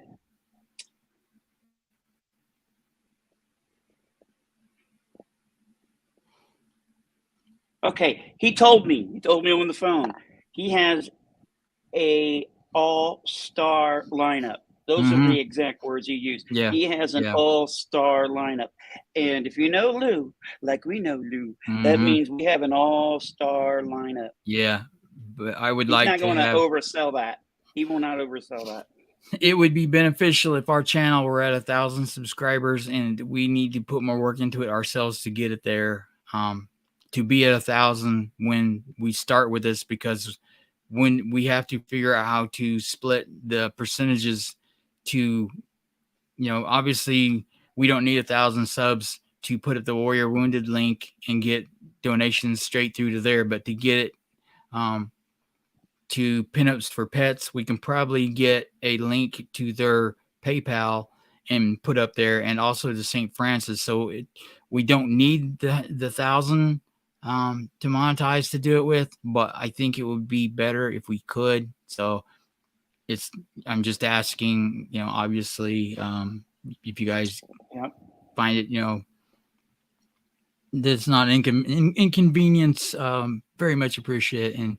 And I can't pronounce your name, but with the double pair of hands, there's definitely nothing new under the sun. Very much I agree with your thinking there. I've been reading your comments, so yeah, good stuff. If you happen to have your own channel, please you can help support this charity by talking about it and put a link on your description, and send people that way too. And there's just stand by for more news. More news will be coming this way. We'll get it out soon. there. And I'm going to start doing some, when I don't have Shannon around to talk to, instead of talking to the walls or making my wife deaf, I'm going to start recording some of my thoughts as they come up and putting them out there in like 12-minute segments. Are you making videos now, Rob? I'm thinking about it, man. Okay. Yeah. I mean, I'm up in my game. I got nervous. I noticed how I got nervous making videos, but now, Drew. Okay, cool. The last video I made it in the emergency room. Yeah, you did. That was very impressive. By the way, that was in the emergency room, and I had COVID, and I had this pre-existing lung condition. Man, if I could make one and be in the emergency room, and then I was admitted in the hospital and then home hospitalization, you can make a video at home. So I can hack it. I can hack it. Mm-hmm. I can hack it. I'm having a rough day. Oh yeah, Shannon did it. Emergency. Yep. Yeah, he did an ICU. So suck it up, Buttercup. Arrow. I don't. I think they named it Arrow to another name, didn't they? But no, I think the end product is going to be the real deal.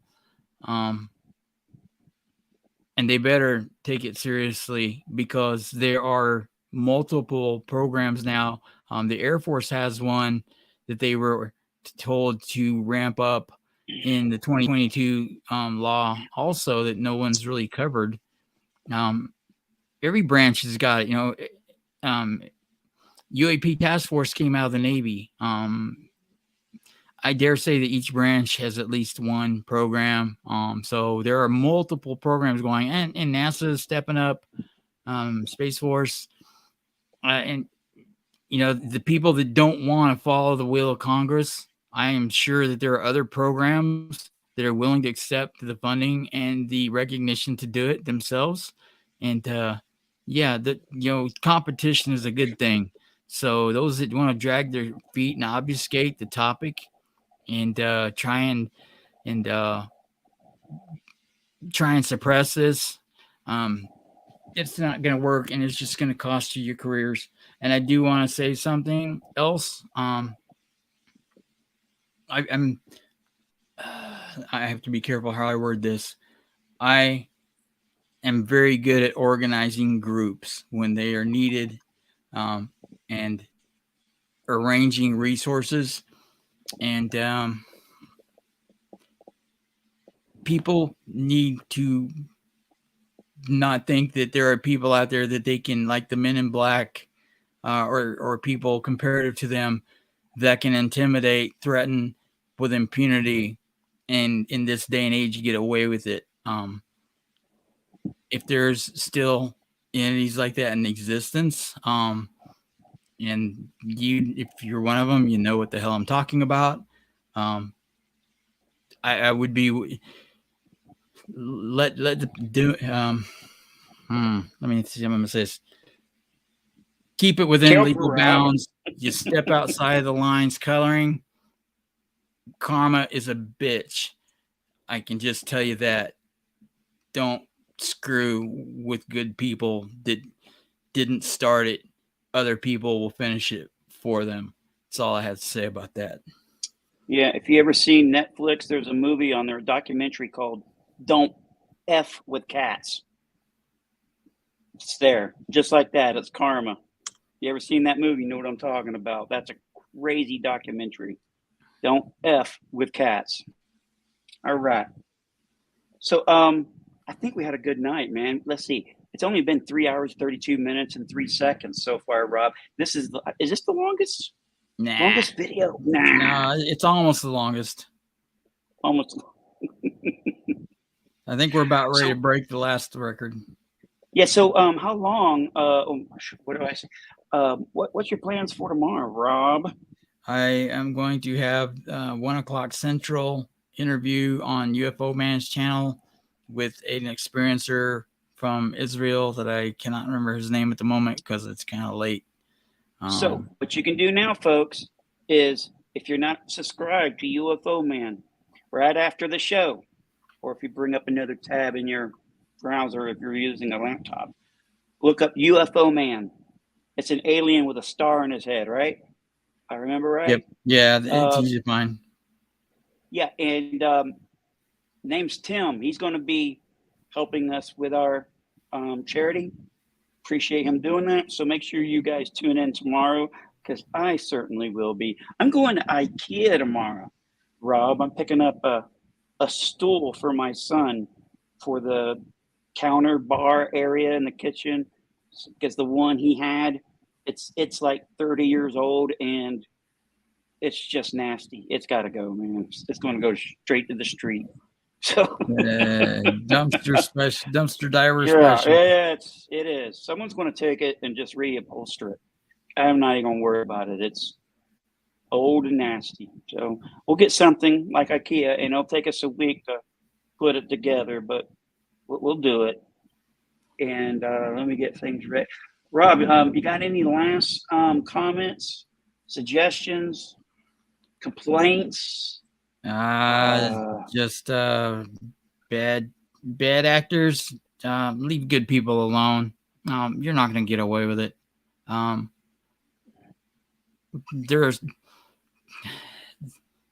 You push the wrong people that don't have a lot to lose. They'll do what they have to protect the people they care about. That's just the law of the jungle. Take it for what it's worth. Yeah. Yep.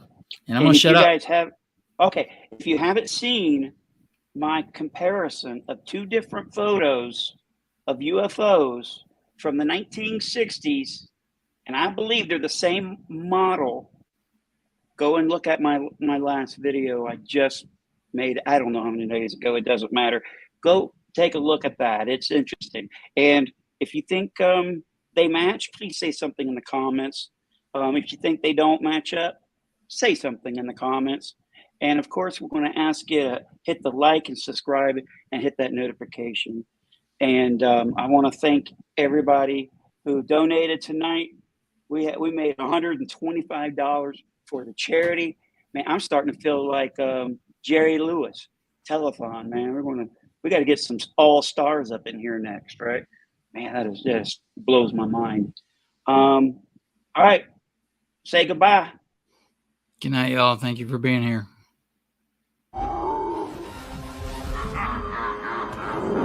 Mm-hmm.